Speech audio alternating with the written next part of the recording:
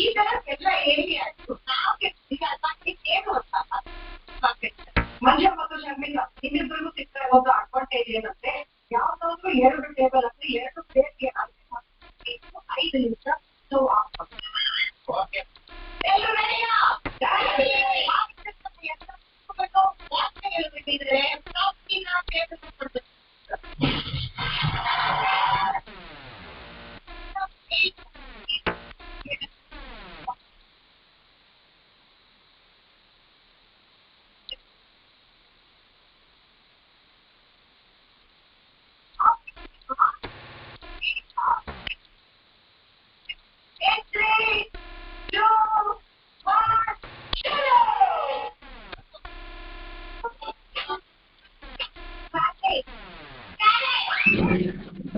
श्रीमान् वेङ्कटनाथार्य कवितार्चकेसरी वेदान्ताचार्यवर्यो मे सन्निधत्तां सदा हृदि लक्ष्मीनाथसमारम्भां नाथयामुनमध्यमामस्मदाचार्यपर्यन्तां वन्दे गुरुपरम्परां यो नित्यमच्युतपदाम्बुजयुग्मरुक्मौ व्यामोहतस्तदितराणि तृणाय मेने अस्मद्गुरोर्भगवतोऽस्य दयैकसिन्धोः रामानुजस्य चरणौ शरणं प्रपद्ये ज्ञानानन्दमयं देवं निर्मलस्फटिकाकृतिम् आधारं सर्वविद्यानां हयग्रीवमुपास्महे श्रीरण्डुतोप्पुल् तिरुवेङ्कटमुडयान् पारुन्नच्चொன்னபயமொழிகள் அமையாதோ தாரணையில் வாழ்வார்க்குவானேரப்போ மனவும் வாய்வு.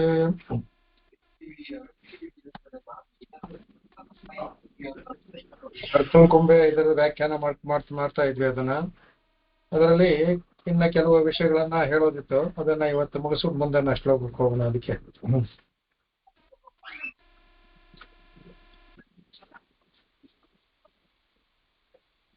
ಇದರಲ್ಲಿ ಮೇಲಿನ ಅರ್ಥವನ್ನ ತಿಳ್ಕೊಂಡ್ವಿ. ಇಲ್ಲಿ ಒಳಗಡೆಯ ಈ ಶ್ಲೋಕದಲ್ಲಿ ಭಗವಂತನ ಅತ್ಯಂತ ಅವನ ಮಾಡುವಂತಹ ಉಪಕಾರ, ಅವನ ಒಂದು ಸೌಲಭ್ಯತೆ ಎಲ್ಲವನ್ನೂ ಇದರಲ್ಲಿ ಈ ಕೆಲವು ಪದಗಳಲ್ಲಿ ತುಂಬಿದ್ದಾರೆ. ಅದನ್ನ ಇಲ್ಲಿ ನಾವು ನೋಡ್ಕೊಳ್ಳೋಣ. ಇಲ್ಲಿ ಮುಖ್ಯವಾಗಿ ಏನಪ್ಪಾ ಅಂತಂದ್ರೆ, ಇಲ್ಲಿ ಭಗವಂತ ಇಲ್ಲಿಗೆ ಬಂದಿದ್ದಾನವನು, ಅಲ್ಲಿಂದ ಇಲ್ಲಿಗೆ ಬಂದಿದ್ದಾನವನು. ಯಾತಕ್ಕೆ ಬಂದ ಅಂದ್ರೆ ಅವನು ಬರೋ ಅವಶ್ಯಕತೆ ಇರಲಿಲ್ಲ. ಅವನ ಜನ್ಮಕ್ಕೆ ಯಾವ ಕರ್ಮವೂ ಕಾರಣವಲ್ಲ. ಅವನು ಕರ್ಮಾತೀತ. ನಾವಾದ್ರೆ ಕರ್ಮದಿಂದ ಜನ್ಮವನ್ನು ತಗೊಳ್ತೀವಿ.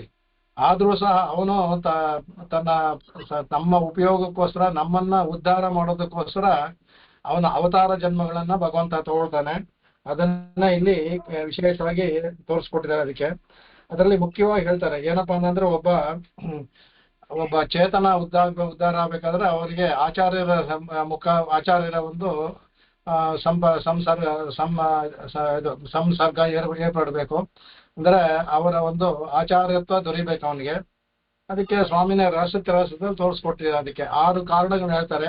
ಈಶ್ವರಸ್ಯ ಚ ಸೌಹಾರ್ದಂ ಯದೃಚ್ಛಾ ಸುಗತಂ ತಥಾ ವಿಷ್ಣೋ ಕಟಾಕ್ಷಂ ಅದ್ವೇಷಂ ಆಭಿಮುಚ್ಯಂಚ ಸಾತ್ವಿಕೈಃ ಸಂಭಾಷಣಂ ಷಡೇತಾನಿ. ಇದು ಆಚಾರ್ಯ ಕಾರಣ ಅಂತ ಹೇಳ್ತಾರೆ. ಒಬ್ಬ ಆಚಾರ್ಯ ಸಿಕ್ಕಾದ್ರೆ 6 ಕಾರಣ. ಒಂದು, ಭಗವಂತನ ಈಶ್ವರಸ್ಯ ಚ ಸೌಹಾರ್ದಂ. ಇಲ್ಲಿ ಸ್ವಾಮಿ ತೋರಿಸ್ತಾ ಇದ್ರಲ್ಲಿ ಅವನೇ ಅವತಾರ ಮಾಡಿದಾನೆ, ಗೋಕುಲದಲ್ಲಿ ಗೋಪವನದಾಗ ಬಂದಿದ್ದಾನೆ. ಅದು ಅವನ ಸೌಹಾರ್ದ ನಮ್ಮಲ್ಲಿರುವ ತೋರಿಸುತ್ತೆ ಅದಕ್ಕೆ.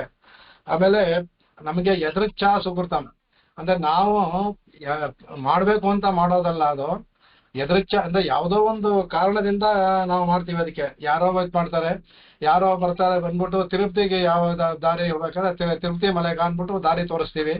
ಆ ದಾರಿ ತೋರಿಸ್ಬೇಕಾದ್ರೆ ವೆಂಕಟರಮಣನ ನೆನೆಸ್ಕೊಳ್ತೀವಿ. ಅದು ಆದ್ರೆ ನಮಗೆ ಉದ್ದೇಶ ಭಗವಂತನ ನೆನೆಸ್ಕೊಳ್ಳೋ ಮಾಡ್ಬೇಕು ಅಂತಲ್ಲ, ಆ ದಾರಿ ತೋರ್ಸೋದು. ಅದರಿಂದ ಭಗವಂತ ಏನ್ ಮಾಡ್ತಾನೆ, ಯಾದೃಚ್ಛಿಕ ನನ್ನ ಮಲೆಯನ್ನ ನೆನೆಸ್ಕೊಂಡ ಅಂತಂತಾನಂತೆ ಅವನು. ಅದೇ ತಿರುಮಾಲಂ ಶೊಲೆ ಆಳ್ವಾರಿದನ್ನ ಹೇಳ್ತಾರೆ. ತಿರುಮಾಲೇಶ್ವರಂ ದಾರಿ ತೋರಿಸಿದ್ರು ಸಹ ಪುಣ್ಯ ಅಂತ ಅವ್ರ ಇದ್ರಲ್ಲಿ ಬರುತ್ತೆ. ಅದನ್ನ ಇದ್ರಲ್ಲಿ ಹೇಳ್ದಂತೆ. ಇಲ್ಲ ನಾವು ಹೋಗ್ಬೇಕಾದಂದ್ರೆ ದೇವಸ್ಥಾನ ಬಳಸ್ಕೊಂಡು ಹೋಗ್ತೀವಿ. ಎಲ್ಲವೂ ಸಹ ನಾವು ಇದನ್ನ ಮಾಡದೇ ಇರುವಂತಹ ಅದಕ್ಷತೆ ಅಂತ ಹೇಳ್ತಾರೆ. ಅದಕ್ಕೆ ಅವರ ಸಂಕಲ್ಪ ಸ್ವರದಲ್ಲಿ ಅದ್ಭುತವಾದ ಒಂದು ಶ್ಲೋಕವನ್ನು ಹೇಳ್ತಾರೆ. ಅದಕ್ಕೆ ಸ್ವಲಕ್ಷದ ಸಮುದ್ಗಮೆ ಸುಕುತ ಲಕ್ಷಣೆ ಕುತ್ರಚಿತ್ ಗುಣಕ್ಷದ ಲಿಪಿ ಕ್ರಮಾದ್ ಉಪನಿಪಾತಿನಃ ಪಾತಿನಃ ಅನ್ಬಿಟ್ಟು ಅಂತ. ಅಲ್ಲಿ ಒಂದು ಗುಣ ಅಂತ ಒಂದು ಅದೊಂದು ಕೀಟ. ಆ ಗುಣ ಅನ್ನೋ ಕೀಟ ಅದೇನ್ ಮಾಡುತ್ತೆ, ಈ ತಾಳೆಗರಿನ ಇರುತ್ತಲ್ಲ, ತಾಳೆಗರಿನ ತಿನ್ನಕ್ ಬರುತ್ತೆ ಅದು. ಅದ್ರಲ್ಲಿ ಬರ್ದಿರೋ ಅಕ್ಷರಗಳೆಲ್ಲ ಅದ್ರ ಉದ್ದೇಶ ಇಲ್ಲಿ ಯಾದೃಚ್ಛಿಕವಾಗಿ ಇಲ್ಲ, ಅದ್ರ ಉದ್ದೇಶನೇ ತಾಳೆಗರಿಯನ್ನೇ ತಿನ್ನೋದು. ಆ ತಿನ್ನುವಾಗ ಅಕ್ಷರಗಳೆಲ್ಲ ಹೊರಡೋಗ್ಬಿಡುತ್ತೆ. ಆದ್ರೆ ಇದೇನ್ ಮಾಡುತ್ತಂತೆ, ಆ ಸಮಯದಲ್ಲಿ ಅದರ ಚೂಪಾದ ಒಂದು ಇದಿರ್ತಲ್ಲ, ಅದು ಹಲ್ಲು ತರ ಇರುತ್ತೆ ಅದು, ಅದರಿಂದ ಕೆಲವು ಅಕ್ಷರಗಳನ್ನ ಮೂಡಿಸ್ತಂತೆ. ಪ್ರಣವ ಈ ತರ ಕೆಲವು ಅಕ್ಷರಗಳನ್ನ ಮೂಡಿಸುತ್ತೆ. ಅದಕ್ಕೆ ನಾನು ಈ ತರ ಪ್ರಣವ ಅಕ್ಷರವನ್ನ ಮೂಡಿಸ್ತಾ ಇದ್ದೀನಿ, ಅಕ್ಷರ ಅಂತ ಗೊತ್ತಿಲ್ಲ ಅದಕ್ಕೆ, ಆದ್ರೆ ಮೂಡಿಸುತ್ತೆ ಅದು. ಆ ತರ ಅವಾಗ ಅದಕ್ಕೆ ಅವಾಗ ಅಕ್ಷರ ಬ್ರಹ್ಮನ್ನೇ ಅದು ಇದು ಮಾಡುತ್ತೆ ಅದು. ಹಾಗಾಗಿ ಅದೇನಾಗುತ್ತೆ ಅಂದ್ರೆ ಅಂತಹ ಇದು ಭಗವಂತ ಏನ್ ಮಾಡ್ತಾನಂತ ಅದನ್ನೂ ಸಹ ಈ ಎಂತ ಕೀಟ ಇದು ಮತ್ತೆ ನನಗೋಸ್ಕರ ಪಣವನ್ನ ಬರ್ದಿದೆ ನನಗೋಸ್ಕರ ಅಂದ್ಬಿಟ್ಟು ಅದಕ್ಕೆ ಮೋಕ್ಷಕ್ಕೆ ದಾರಿ ತೋರಿಸ್ತಾರಂತೆ, ಬೇರೆ ಒಂದು ಇದನ್ನ ಮಾಡ್ತಾರಂತೆ. ಅದೇ ತರ ಇದು ಅವರು. ಹಾಗಾಗಿ ಅಲ್ಲಿ ಅದಕ್ಕೆ ಅಕ್ಷರ ಜ್ಞಾನವೂ ಇಲ್ಲ, ನಾನು ಭಗವಂತನ ಇದನ್ನ ಪ್ರಣವನ್ನ ಬರಿಬೇಕು ಅಂತಾನೂ ಇಲ್ಲ. ಈ ತರ ಅಕಾರ ಏನ್ ಬರೆದ್ರು ಸಹ ಅದು ಭಗವಂತನ ಪರವಾಗುತ್ತೆ, ಏನೋ ಮಾಡುತ್ತೆ ಅದು ಮಾಡುವುದರಿಂದ ಉಂಟಾಗುವಂತಹ ಇದು ಪರಿಣಾಮ. ಅದು ಎಲ್ಲ ಯಾದೃಚ್ಛಿಕ ಅಂತ ಹೇಳ್ತಾರೆ. ಈ ಯಾದೃಚ್ಛಿಕದ ಇದೆಲ್ಲೂ ಇದಾಗುತ್ತೆ ಇಲ್ಲಿ. ಆಮೇಲೆ ಭಗವಂತನ ವಿಷ್ಣು ಕಟಾಕ್ಷ ಅದ್ವೈತ, ಭಗವಂತನ ಕಟಾಕ್ಷ ಮೂರು ಮುಖ್ಯವಾಗಿ ತಗೊಂಡಿದ್ದಾರೆ ಇಲ್ಲಿ ಒಂದು ಈಶ್ವ ಸೌಹಾರ್ದಂ ಯದೃಚ್ಛಾ ಸುಕೃತಂ, ಆಮೇಲೆ ವಿಷ್ಣು ಕಟಾಕ್ಷಂ ಅದ್ವೇಷಂ. ಇವ್ರಿಗೆ ಏನಪ್ಪ ಯದೃಚ್ಛಾ ಸುಕೃತ ಇಲ್ಲಿ ಅವ್ರಿಗೆ ಅಂತ ಅಂದ್ರೆ, ಭಗವಂತ ಬಂದಿದ್ದಾನೆ, ಅವನಿಗೆ ಇವರು ಬೆಣ್ಣೆನ ಕೊಟ್ಬಿಟ್ಟ ಅಂದ್ರೆ, ಆ ಬೆಣ್ಣೆಯನ್ನ ಕೊಟ್ಟ ಅಂದ್ ಏನಾಗುತ್ತೆ, ಅವನು ಕದಿಯೋದಕ್ಕೆ ಹೋಗೋದಿಲ್ಲ. ಅವನು ಕಳ್ತನ ಯಾಕೆ ಮಾಡ್ತಾನೆ, ಇವ್ರು ಕೊಡ್ತಾ ಇಲ್ವಲ್ಲ ಅಂತ ಕಳ್ತನ ಮಾಡ್ತಾನೆ. ಯಾಕೆಂದ್ರೆ ಆ ನೆಪದಲ್ಲಿ ಅವ್ರಿಗೆ ಇಂಥವ್ರ ಮನೆಯಲ್ಲಿ ಬೆಣ್ಣೆ ತಗೊಂಡ ಅಂದ್ರೆ ಯಾದೃಚ್ಛಿಕವಾಗಿ ಇವನು ನನಗೆ ಬೆಣ್ಣೆ ಕೊಟ್ರಲ್ಲ ಅಂದ್ಬಿಟ್ಟು ಅವ್ರಿಗೆ ಸುಕೃತ ಅವ್ರಿಗೆ ಉಂಟ ಮಾಡ್ತಾನಂತೆ. ಈ ಭಗವಂತ ಬೆಣ್ಣೆಯನ್ನ ಕದಿಯುವ ಒಂದು ಉದ್ದೇಶ ಇದೆ, ಅವರನ್ನ ಕೊಡಬೇಕು. ಅದಕ್ಕೆ ಒಂದು ಅದ್ಭುತವಾಗಿ ಹೇಳ್ತಾರೆ, ಮಾಲಾಕಾರನ್ನ ಇದನ್ನ ಇಟ್ಕೊಂಡು ಹೇಳ್ತಾರೆ. ಯಾಕೆ ಮಾಲಾಕಾರ ಇದರಲ್ಲಿ ಇವನು 8 ವರ್ಷ ಆದ್ಮೇಲೆ ಇದಕ್ಕೆ ಹೋದ್ಮೇಲೆ ಮದುವೆ ಹೋದಾಗ ಸಿಗ್ತಾನ ಅವನು ನೋಡಿದ ತಕ್ಷಣ ಭಗವಂತನ ಗೊತ್ತಾಗ್ಬಿಡುತ್ತೆ. ಅವನೇನ್ ಮಾಡ್ತಾನೆ, ಇರುವ ಮಾಲೆನೆಲ್ಲ ಕೊಟ್ಬಿಡ್ತಾನಂತೆ ಭಗವಂತನಿಗೆ. ಅಲ್ಲಿ ಸ್ವಾಮಿ ಇದನ್ನ ಉದಾಹರಣೆ ತೆಗೆದಾರೆ, ರಸ ಅಂತ ತೆಗೆದಿದ್ದಾರೆ ಇದನ್ನ. ಮಾಲಾಕಾರನಿಗೆ ಜೀವನವೇ ಅದನ್ನ ಮಾರಿ ಬದುಕೋದು ಅಂತ ಅವನು ಭಗವಂತನಿಗೆ ಎಲ್ಲವನ್ನೂ ಸಮರ್ಪಣೆ ಮಾಡಿಬಿಟ್ಟ. ಇಲ್ಲಿ ಕೃಷ್ಣ ಬಂದು ಹುಟ್ಟಿದ ಮೇಲೆ ಅವ್ರಿಗೆ 10ರಷ್ಟು 20 ಪಟ್ಟು ಅವ್ರಿಗೆ ಹಾಲು ಬೆಣ್ಣೆಗಳು ಜಾಸ್ತಿ ಆಗಿದೆ. ಆದ್ರೂ ಸಹ ಯಾರು ಭಗವಂತನೇ ಬೆಣ್ಣೆನ ಕೊಡ್ಲಿಲ್ಲ, ಅವನಾಗೆ ಕದಿಯೋ ತರ ಮಾಡಿಬಿಟ್ರು ಇವರು ಅಂತ. ಮಾಲಾಕಾರನಿಗೆ ಇರುವಂತ ಇದು ಇವ್ರಿಗಿಲ್ಲ ಅಂತ. ಅವನು ಎಲ್ಲವನ್ನೂ ಕೊಟ್ಟು ನೀನು ಧರಿಸ್ಕೊಂಡು ಭಗವಂತನ ಕೊಡ್ತಾನೆ, ಯಾಕೆಂದ್ರೆ ಗೊತ್ತು ಅವನಿಗೆ. ಆಮೇಲೆ ಮೋಕ್ಷವನ್ನು ಪಡ್ಕೊಳ್ತಾನೆ, ಮುಂದೆ ಅದೆಲ್ಲ ತಿಳಿದ ವಿಷಯ ಅದು. ಆದ್ರೆ ಇಲ್ಲಿ ಅವನಿಗಿರುವಂತ ಇವ್ರಿಗೆ ಆ ಸೌಹಾರ್ದ, ಇವ್ರಿಗೆ ಭಗವಂತನಲ್ಲಿ ಸಂಭಾಷಣೆಯೂ ಮಾಡ್ತಾ ಇದ್ದಾರೆ, ಅವ್ರಿಗೆ ಭಗವಂತನ ಒಂದು ಕಟಾಕ್ಷವೂ ಇದೆ. ಆದ್ರೂ ಸಹ ಅವರು ತಿಳ್ಕೊಳ್ತಾ ಇಲ್ಲ. ಹರ್ತುಂಕುಂಬೆ ಅದಕ್ಕೆ ವಿನಹಿತಕರ ಇದೆಲ್ಲ ಯೋಗಿಕವಾಗಿ ತಗೊಳ್ಬೇಕಾದ್ರೆ ಭಗವಂತ ತಾನೇ ತನ್ನ ತಗೊಳ್ತಾನೆ ಅವ್ರಿಗೆ. ಅಂದರೆ ಆ ನೆಪದಲ್ಲಾದ್ರೂ ಇವ್ರ ಮನೆಯಲ್ಲಿ ಬೆಣ್ಣೆಯನ್ನು ಕದ್ದೆ, ಅದರಿಂದ ಅವ್ರಿಗೊಂದು ಯಾದೃಚ್ಛಿಕ ಒಂದು ಸುಕೃತ ಉಂಟಾಗ್ಲಿ ಅಂತ ಭಗವಂತ ತಾನೇ ತಗೊಳ್ತಾನಂತೆ ಅದನ್ನ. ಹಾಗಾಗಿ ಅದೇ ತರ ಅದಕ್ಕೆ ಅದನ್ನ ನಾವೇನ್ ಮಾಡ್ತೀವಿ, ನಮಗೆ ನಾವು ಸ್ವಾಮಿ ಇನ್ನೊಂದು ಇದು ಹೇಳ್ದಂಗೆ ಅಸ್ಮಾದೃಶಾಮ್ ಅಪಕೃತವು ಚಿರದೀಕ್ಷಿತಾನಾಮ್ ಅಂತ. ನಾವು ಅಪಕೃತಾಮ್ ಅಂದ್ರೆ ಕೆಟ್ಟ ಕೆಲಸ ಮಾಡೋದಕ್ಕೆ ನಾವು ದೀಕ್ಷೆ ತಗೊಂಡ್ಬಿಟ್ಟಿದೀವಂತೆ, ಒಳ್ಳೆ ಕೆಲ್ಸಕ್ಕಲ್ಲ. ಅದೇ ನಾವು ನಾವು ಅದೇ ದೀಕ್ಷಿತವಾದದ್ದು ಅಪಕೃತವು ಬೇಡ ಅಂದ್ರೆ ಒಳ್ಳೆ ಕೆಲಸ ಯಾವುದು ಮಾಡೋದಿಲ್ಲ, ಕೆಟ್ಟ ಕೆಲಸ ಒಳ್ಳೆ ಕೆಲಸ ಮಾಡದೇ ಇದ್ರು ಕೆಟ್ಟ ಕೆಲಸ ಮಾಡದೇ ಇದ್ರು ಪರವಾಗಿಲ್ಲ. ಅದರಲ್ಲಿ ಅಪಕೃತವು ಹೇಳ್ತಾನೆ, ಅದನ್ನ ಮಾಡಿದ ಸ್ವಾಮಿ ಹೇಳ್ತಾರೆ ಚಿರ ದೀಕ್ಷಿತ. ಅದಕ್ಕೆ ದೀಕ್ಷೆ ಹೇಗೆ ದೀಕ್ಷೆಯನ್ನು ತಗೊಂಡವರು ಯಾಗವನ್ನು ಮುಗಿಸೋವರೆಗೂ ಅವ್ರು ಆ ದೀಕ್ಷೆಯಲ್ಲಿ ಇರಬೇಕು ಅಂತಾರೆ. ಆತರ ನಾವು ಕೆಟ್ಟ ಕೆಲಸ ಮಾಡೋದು ದೀಕ್ಷೆ ತಗೊಂಡಿರೋದ್ರಿಂದ ಆ ದೀಕ್ಷೆ ಇನ್ನೂ ನಾವು ವ್ರತ ಇನ್ನೂ ಮುಗಿದೇ ಇಲ್ಲ ನಮಗೆ, ಅದನ್ನ ಹೇಳ್ತಾರೆ. ಅದಕ್ಕೆ ಅದರಿಂದ ಈ ದುಷ್ಕರ್ಮ ಮಾಡೋವನ್ನೇ ಇದು ಬರ್ತದೆ. ಅದಕ್ಕೆ ಆಗ ಭಗವಂತ ಏನ್ ಮಾಡ್ಬೇಕು, ನಮಗೆ ಶಿಕ್ಷೆಯನ್ನು ಕೊಡ್ಬೇಕು ಅದಕ್ಕೆ. ಯಾಕಂದ್ರೆ ಪಾಪವನ್ನು ಕಳಿಬೇಕಾದ್ರೆ 2 ದಾರಿ, ಒಂದು ಪ್ರಾಯಶ್ಚಿತ್ತ, ಇನ್ನೊಂದು ಶಿಕ್ಷೆ, 3ನೇದು ಭಗವಂತನ ಕಟಾಕ್ಷ. ಅವನು ತಾನಾಗೇ ಬಂದಿದ್ದಾನೆ, ಇಲ್ಲಿ ಕಟಾಕ್ಷಿಸೋದಕ್ಕೆ ಬಂದಿದ್ದಾನೆ ಅವನು. ಅದನ್ನ ಹೇಳ್ತಾರೆ ಅದಕ್ಕೆ. ಅಲ್ಲಿಗೆ ಆಮೇಲೆ ನಮ್ಮ ವಾರಸರ ಇದಕ್ಕೆ ಅದ್ಭುತವಾಗಿ ತಮ್ಮ ಇದರಲ್ಲಿ ಅವರು ಹೇಳ್ತಾರೆ ಅದಕ್ಕೆ, ಶೂಟ್ಟನನ್ ಮಾಲೆಗಳು ತೂಯನ ವೇಂದಿ விண்ணோர்கள் நன்னீர் ஆட்டி அந்தூபம் தரா நிற்கவே அங்கு ஓர் மாயினால் ஈட்டிய வெಣ್ಣை ತೊಡುವುಂಡ ಪೋಂದು ಇಮಿಲೇತುವನ್ ಕೋನ್ ಅನ್ಬಿಟ್ಟು ಅಂತ. ಇವನು ಭಗವಂತನಿಗೆ ಅಲ್ಲಿ ಸಿಗದೆ ಇರೋ ಭೋಗುವ, ಅಲ್ಲಿ ಎಲ್ಲವೂ ಭೋಗುವ ಇರುತ್ತೆ ಅದು. ಆದ್ರೂ ಸಹ ಏನ್ ಮಾಡ್ತಾನಂತೆ ಅವನು ಅವ್ರು ಅಲ್ಲಿರೋರೆಲ್ಲ ಇವನಿಗೆ ಭಗವಂತನಿಂದ ಹಾಕಿ ಅವನಿಗೆ ಅಲ್ಲಿರೋ ವಿಣ್ಣೋರ್ಗಳಂತ ಅಲ್ಲಿರುವ ನಿತ್ಯರು ಮತ್ತೆ ಮುಕ್ತರು ಧೂಪವನ್ನು ಹಾಕ್ತಾರೆ ಅಂತ ಭಾವಿಸ್ತಾರೆ. ಆ ಧೂಪಂ ತರಾ ನಿರ್ಕವೆ, ಆ ಧೂಪವನ್ನು ಹಾಕ್ಬೇಕಾದ್ರೆ ಆ ಧೂಪದ ಮರೆಯಲ್ಲಿ ಏನ್ ಮಾಡ್ತಾನಂತೆ, ಇಲ್ಲಿ ಬೆಣ್ಣೆಗೋಸ್ಕರ ಏನ್ ಮಾಡ್ತಾನಂತ, ಇಲ್ಲಿ ಈಟಿಯ ಬೆಣ್ಣೆ ತೊಡುಗುಂಡಪ್ಪು, ಇಲ್ಲಿ ಬಂದು ನಮ್ಮ ನವನೀತ ಹೃದಯವನ್ನು ಅಪರಿಸಲು, ನವನೀತನು ಹೃದಯಕ್ಕೆ ಹೇಳಿದೆ, ಆಗ ತಾನೇ ತೆಗೆದ ನವನೀತ ಮೃದುವಾಗಿರುತ್ತಲ್ಲ, ಹಾಗೆ ಎಲ್ಲಾ ಚೇತನನ್ನ ಜೀವಾತ್ಮ ಯಾವಾಗ ಮೃದು ಸ್ವರೂಪವಾಗಿರುತ್ತೆ. ಆ ಜೀವಾತ್ಮನನ್ನ ತಗೊಳ್ಳೋದಕ್ಕೆ ಭಗವಂತ ಅಲ್ಲಿಂದ ಅವ್ರು ಬಿಡೋದಿಲ್ಲ. ಅದಕ್ಕೋಸ್ಕರ ಧೂಪ ಹಾಕಿರುವಾಗ ಆ ಮರೆಯಲ್ಲಿ ಬಂದು ಆ ಧೂಪ ಕಲಿಯೋಷ್ಟೊತ್ತಿಗೆ ಕೃಷ್ಣಾವತಾರ ಮುಗಿಸಿ ವಾಪಸ್ ಹೋಗ್ತಾನೆ ಭಗವಂತ ಅಂತ ಭಾಗವತದಲ್ಲಿ ಹೇಳುತ್ತೆ. ಅಷ್ಟೇ ಅವನಿಗೆ ಸಮಯ, ಆ ಧೂಪವನ್ನ ಹಾಕಿ ಕಳೆಯೋದಷ್ಟೇ ಸಮಯ, ಅಷ್ಟರಲ್ಲಿ ಕೃಷ್ಣಾವತಾರ ಮುಗ್ದಿರುತ್ತೆ. ಇಲ್ಲಿ ಅವನು ಬಂದಿರುತ್ತೆ. ಅದಕ್ಕೆ ಅವಾಗೇನಾಯ್ತು ಅಂದ್ರೆ, ಈಗ ಅವನೇ ಕೊಟ್ಟಿದ್ದಾನೆ, ಅವನು ಬಂದಾಗ ಅಷ್ಟು ಕೊಟ್ಟಿದ್ರು ಸಹ ಯಾರೋ ಅವನಿಗೆ ಯಶೋದೆ ಬಿಡಿ, ಯಶೋದೆಯನ್ನು ಬಿಟ್ಟು, ಯಶೋದೆನ ಮಗ ಆಯ್ತು ಅದರಿಂದ ಸರಿ, ಅವಳಿಗೆ ಕೋಪ ಬಂದಿರೋದು ಅದಕ್ಕೆ ಅಂದ್ರೆ 2ರಿಂದ ಕೋಪ ಅವಳಿಗೆ. ಸ್ವಾಮಿ ಕಾರಣ ತೋರಿಸ್ತಾರೆ ವ್ಯಾಖ್ಯಾನದಲ್ಲಿ.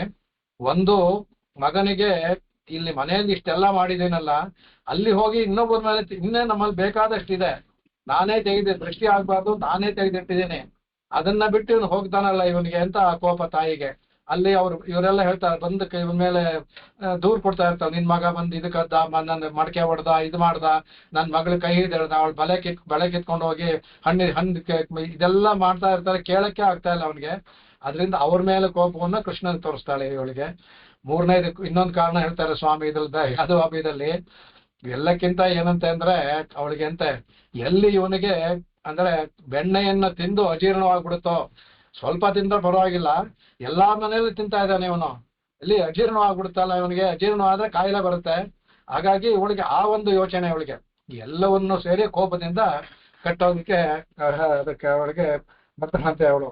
ಅದರಿಂದ ಜಾತರೋಷಾಂ ಧಾಮ ಕಟು ಚಟುಲಾಮ್ ಅಂತ, ಅವಳು ಧಾಮವನ್ನ ಹಿಡ್ಕೊಂಡಿರೋದು ಪ್ರೀತಿಯಿಂದಲೇ, ಕೃಷ್ಣನ ಮೇಲಿನ ಪ್ರೀತಿಯಿಂದಲೇ ಆ ಹಗ್ಗವನ್ನು ಹಿಡ್ಕೊಂಡ್ಬಿಟ್ಟು ಅದಕ್ಕೆ ಯಾರು ಕುಂಬೆ ಸ್ವಾದು ಹಯ್ಯಂಗವೀನಂ ಹರ್ತುಂ ಕುಂಬೆ ವಿನಹಿತಕರ, ಸ್ವಾದವಾದ ಹಯ್ಯಂಗವೀನ ಅಂದ್ರೆ ಆತ್ಮರತಿಯಾಗಿರ್ಬೇಕು ಹೇಳ್ತೀವಿ, ಆತ್ಮ ನಮಗೂ ಪ್ರಿಯವಾಗಿರ್ಬೇಕು, ಅದನ್ನೇ ಆತ್ಮರಥೋಭವ ಅಂತ ಇದರಲ್ಲಿ ಬೃಹದಾರಣ್ಯದಲ್ಲಿ ಬರುತ್ತೆ. ಆತ್ಮರತಿಯಾಗಿರ್ಬೇಕು, ಉಪಾಸನ ಕಾಲದಲ್ಲಿ ನಮ್ಮ ಆತ್ಮದಲ್ಲಿ ಭಗವಂತನ ಕಾಣ್ಕೊ, ಇದು ಅದನ್ನ ಹೇಳ್ತಾರೆ, ಭಗವಂತನ ಕಾಣಬೇಕು, ಆತ್ಮ ಸಾಕ್ಷಾತ್ಕಾರ ಮಾಡ್ಕೊಂಡು ಅದ್ರ ಮೂಲಕ ಭಗವಂತ ಸಾಕ್ಷಾತ್ಕಾರ ಮಾಡ್ಕೊ, ಇದೇ ಉಪಾಸನೆಗೆ ಹೇಳಿ 32 ಬ್ರಹ್ಮವಿದ್ಯೆಯಲ್ಲಿ ಹೇಳಿವಂತದೆ.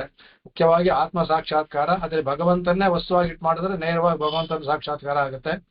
ಹಾಗಾಗಿ ಇಲ್ಲಿ ಆ ಹಯ್ಯಂಗವೀನ ಅನ್ನೋದು ಆತ್ಮಕ್ಕೆ, ಜೀವಾತ್ಮಕ್ಕೆ ಹೋಲಿಸಿದೆ.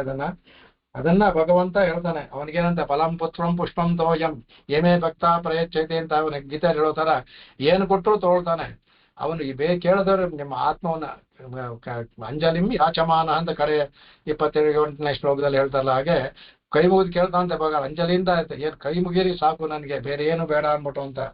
ಇಲ್ಲಿ ನಾವು ಅದನ್ನೂ ಕೊಡ್ತಾ ಇಲ್ಲ. ಅದಕ್ಕೆ ಕಡೆಗೆ ಅವಾಗ ಏನ್ ಮಾಡ್ತಾನಂತೆ ಅವನು, ಸರಿ ಇದನ್ನ ನಾವಾಗಿ ಬಲವಂತವಾಗಿ ತಗೊಳ್ಳೋಣ, ಆ ನೆಪದಲ್ಲಾದ್ರೂ ಇವ್ರಿಗೆ ಒಂದು ಒಳ್ಳೇದಾಗ್ಲಿ, ಯಾಕಂದ್ರೆ ಭಗವಂತನ ಒಂದು ಆಭಿಮುಖ್ಯ ಇದಿರ್ತಲ್ಲ, ಅದಕ್ಕೆ ವಿಷ್ಣು ಕಟಾಕ್ಷಂ ಇರುತ್ತಲ್ಲ, ಕಟಾಕ್ಷ ಬೀಳ್ಲಿ, ಯಾದೃಚ್ಛಿಕವಾದ ಸುಹೃತ ಉಂಟಾಗ್ಲಿ ಅಂದ್ಬಿಟ್ಟು ಭಗವಂತ ಈ ಕೆಲಸ ಮಾಡ್ತಾನೆ ಅಂದ್ಬಿಟ್ಟು ಹೇಳ್ತಾರೆ ಅಲ್ಲಿ.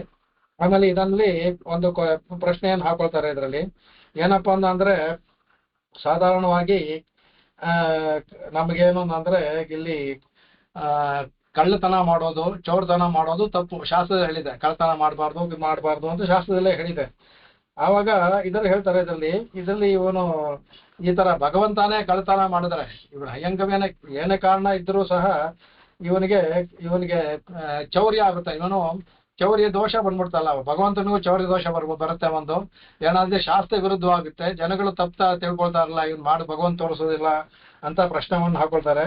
ಹಾಗಾದಕ್ಕೆ ಅವ್ರು ಹೇಳ್ತಾರೆ, ಅದಕ್ಕೆ ಇಲ್ಲಿ ಭಗವಂತ ಏನ್ ಮಾಡ್ತಾನೆ ಅಂದ್ರೆ ಯಾಕೆ ಅಂತ ಹೇಳ್ತಾರೆ. ಅದಕ್ಕೆ ಗೀತೆಯಲ್ಲಿ ಅವನು ಹೇಳ್ತಾನೆ, ಯತ್ಯಕಾಚರಿತೆ ಶ್ರೇಷ್ಠ ತತ್ತದೇವೇ ತರೋ ಜನ ಅಂತ ಸಯತ್ ಪ್ರಮಾಣಂ ಕುರುತೆ ಲೋಕಃ ತದನುವರ್ತತೆ ಅಂತ ಹೇಳಿದಾನಲ್ಲ.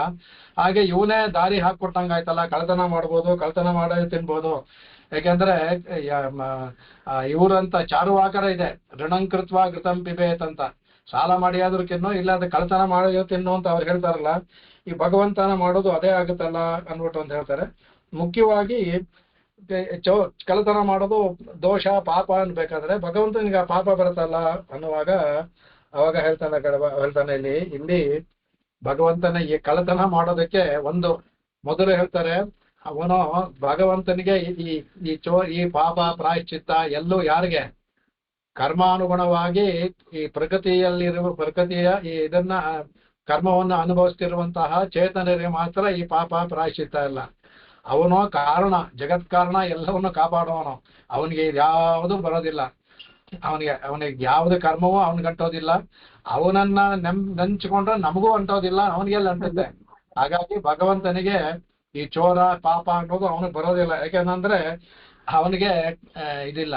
ಎರಡನೇದಾಗಿ ಇಲ್ಲಿ ಅವನು ಕಳ್ಳತನ ಮಾಡ್ತಾ ಇಲ್ಲ. ಇಲ್ಲಿರುವಂತ ಆತ್ಮ ಅವನ ವಸ್ತು, ಆ ಭಗವಂತನಿಗೆ ಸೇರಿದಂತ ವಸ್ತುವನ್ನ ನಾವು ಅಪಹರಣ ಮಾಡ್ಕೊಂಡ್ ಬಂದಿದ್ದೀವಿ.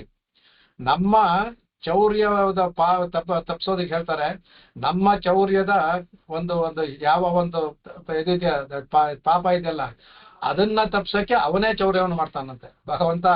ನಮಗೆ ಚೌರ್ಯತನ ಬರದೇ ಇರಲಿ ಅಂತ ಅವನು ಚೌರ್ಯತನವನ್ನು ಮಾಡ್ತಾನಂತೆ. ಇಲ್ಲ ಅನೇಕ ಇದರಲ್ಲಿ ನೋಡಿದೀವಿ. ಅದಕ್ಕೆ ಈಗ ಯಾವಾಗಲೂ ಭಗವಂತನಿಗೆ ಅದ್ ಹೇಳ್ತಾರೆ. ಅವಾಗ ಅವನು ಹೇಳ್ತಾರೆ, ಸ್ವನಿಗಮ ಅಪಹಾಯ ನರ್ತತಿಜ್ಞಾಂ ಋತಂ ಅಧಿಕರ್ತಂ ಅವಪ್ಲುತೋ ರಥಸ್ಥಃ ಅನ್ಬಿಟ್ಟು ಅಂತ. ಭಗವಂತ ಅಂದ್ರೆ ಅವನು ಯುದ್ಧದಲ್ಲಿ ನಾನು ಇದನ್ನೇ ತೊಗೊಳೋದಿಲ್ಲ, ಆಯುಧವನ್ನೇ ತಗೊಳ್ಳೋದಿಲ್ಲ ಅಂತ ಪ್ರತಿಜ್ಞೆ ಮಾಡಿರ್ತಾನೆ ಕೃಷ್ಣ. ಆದ್ರೆ ಭೀಷ್ಮರು ಏನ್ ಮಾಡ್ತಾರೆ, ನಾನು ಅವನ್ನ ಆಯುಧ ತಗೊಳ್ತಾರ ಮಾಡ್ತೀನಿ ಅಂತ ಅವ್ರ ಪ್ರತಿಜ್ಞೆ ಮಾಡ್ತಾರೆ. ಅದಕ್ಕೆ ಹೇಳ್ತಾರೆ ಸ್ವನಿಗಮ ಅಪಹಾಯ. ನಿಗಮ ಅಂತ ತನ್ನ ಪ್ರತಿಜ್ಞೆ, ತನ್ನ ನಿಗಮ ಅಪವನ್ನ ಅಪಹಾಯ. ಅವನಿಗೆ ಭಕ್ತರ ಪ್ರತಿಜ್ಞೆ ಮುಖ್ಯ ಅಂತೆ. ಭಕ್ತರು ಮಾಡಿದಂತ ಪ್ರತಿಜ್ಞೆ ಉಳಿಸ್ಬೇಕು ಅಂತ ತನ್ನ ಪ್ರತಿಜ್ಞೆಯನ್ನ ಅಪಹಾಯ ಬಿಡ್ತಾನಂತೆ. ಅದಕ್ಕೆ ಮತ್ ಪ್ರತಿಜ್ಞಾ ಋತಂ ಕರ್ತಂ. ನನ್ನ ಪ್ರತಿಜ್ಞೆ ಸುಳ್ಳಾದ್ರೂ ಪರವಾಗಿಲ್ಲ, ನನ್ನ ಭಕ್ತರ ಪ್ರತಿಜ್ಞೆ ಸುಳ್ಳಾಗಬಾರ್ದು ಅಂತ ರಥದಿಂದ ಹಿಡಿದು ಆಯುಧವನ್ನ ತಗೊಳ್ತಾನೆ. ಭೀಷ್ಮರ್ ನೋಡೋಣ ಹೇಳಿದ್ನಲ್ಲ ಆಯುಧ ತಗೊಳ್ತೀನಿ ಅಂತ ಅವ್ರಿಗೊಂದು ಅಂದ್ರೆ ಭೀಷ್ಮರ ಪ್ರತಿಜ್ಞೆ ಸುಳ್ಳಾಗಬಾರ್ದು ಅಂತ ತನ್ನ ಪ್ರತಿಜ್ಞೆನ ಸುಳ್ಳು ಮಾಡ್ಕೊಳ್ತಾನೆ. ಅಂದ್ರೆ ಇದು ಭಗವಂತನ ಒಂದು ಇದರಲ್ಲಿ ಸೌಹಾರ್ದ ಅಂತ ಏನಿದೆ ಅದೆಲ್ಲವೂ ಸಹ ಇದರಲ್ಲಿ ಗೊತ್ತಾಗುತ್ತೆ ಇದನ್ನ.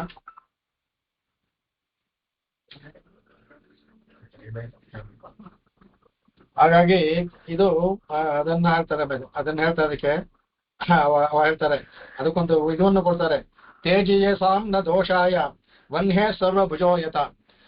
ಅಗ್ನಿ ಅದು ಸಾಕ್ಷಾತ್ ಅದು ಪವಿತ್ರವಾದದ್ದು. ಅದ್ರಲ್ಲಿ ಯಾವ ಕಟ್ಟಿಗೆ ಏನ್ ಹಾಕಿದ್ರು ಸಹ ಆ ಅಗ್ನಿ ಅದನ್ನು ದಹಿಸಿ ಮಾಡುತ್ತೆ ತವರ ಅದಕ್ಕೆ ದೋಷ ಬರೋದಿಲ್ಲ. ಸೂರ್ಯನ ಕಿರಣಗಳು ಇಲ್ಲಿ ಬಂದು ಭೂಮಿ ಮೇಲಿರುವಂತ ಕೊಚ್ಚೆ ಮೇಲೆ ಬೀಳುತ್ತೆ, ಎದ್ರ ಮೇಲೆ ಬೀಳುತ್ತೆ, ಎಲ್ರ ಮೇಲೆ ಬೀಳುತ್ತೆ. ಆ ಸೂರ್ಯ ಕಿರಣಗೂ ದೋಷವಿಲ್ಲ, ಸೂರ್ಯನಿಗೂ ದೋಷವಿಲ್ಲ. ಅದೇ ತರ ಭಗವಂತನಿಗೂ ಸಹ ಹೇಗೆ ಎಲ್ಲವನ್ನೂ ತೇಜಸ್ ಅಂತ ಅದಕ್ಕೆ ಯಾವ ದೋಷವೂ ಬರೋದಿಲ್ವೋ ಅದೇ ತರ ಭಗವಂತನೂ ಬರೋದಿಲ್ಲ. ಅದೇ ಹೇಳ್ತಾರೆ ನಗಾದ ಗಾದಿನಂ ಶಾಸ್ತಿ ಅಂತ. ಎಲ್ಲರನ್ನು ಅವನೇ ಎಲ್ಲರಿಗೂ ಲೋಕದ ನಿಯಮವನ್ನು ಉಂಟು ಮಾಡೋನು. ಆ ನಿಯಮನ ಉಂಟು ಮಾಡೋವನ್ಗೆ ಅವನಿಗೆ ಇನ್ನೊಬ್ಬ ನಿಯಮ ಇಲ್ಲ. ಮತ್ತೆ ಅವನಿಗೆ ಯಾವ ನಿಯಮ? ನಗಾದಿನಂ ಶಾಸ್ತಿ. ಆ ನಿಯಮ ಅವನನ್ನ ಆದ್ರೆ ಅವನ ಒಳಪಡ್ತಾನೆ. ಲೋಕದ ಒಂದು ರೀತಿಗೋಸ್ಕರ ಅವನೇ ಒಳಪಡ್ತಾನೆ, ಅದು ಬೇರೆ ಮಾತು. ಆದ್ರೆ ಅದು ಅವನಿಗೆ ಬಾಧಕೂ ಇಲ್ಲ, ಅವನಿಗೆ ಶಾಸನವೂ ಇಲ್ಲ. ಆ ಶಾಸನ ಇಟ್ಟಿರೋದೆಲ್ಲ ನಮಗೆ ಅದು. ಅದರಿಂದ ಎಲ್ಲರೂ ಸಹ ಅವನಿಗೆ ಶಾಸ್ತ್ರಾತಿಕ್ರಮ ದೋಷ ಅನ್ನೋದು ಭಗವಂತನಿಗೆ ಬರೋದಿಲ್ಲ. ಅದೆಲ್ಲಿದ್ರೂ ಅನೀಶ್ವರರಾದ ಜೀವಾತ್ಮರಿಗೆ ಮಾತ್ರ ಈ ದೋಷ ಬರುತ್ತೆ.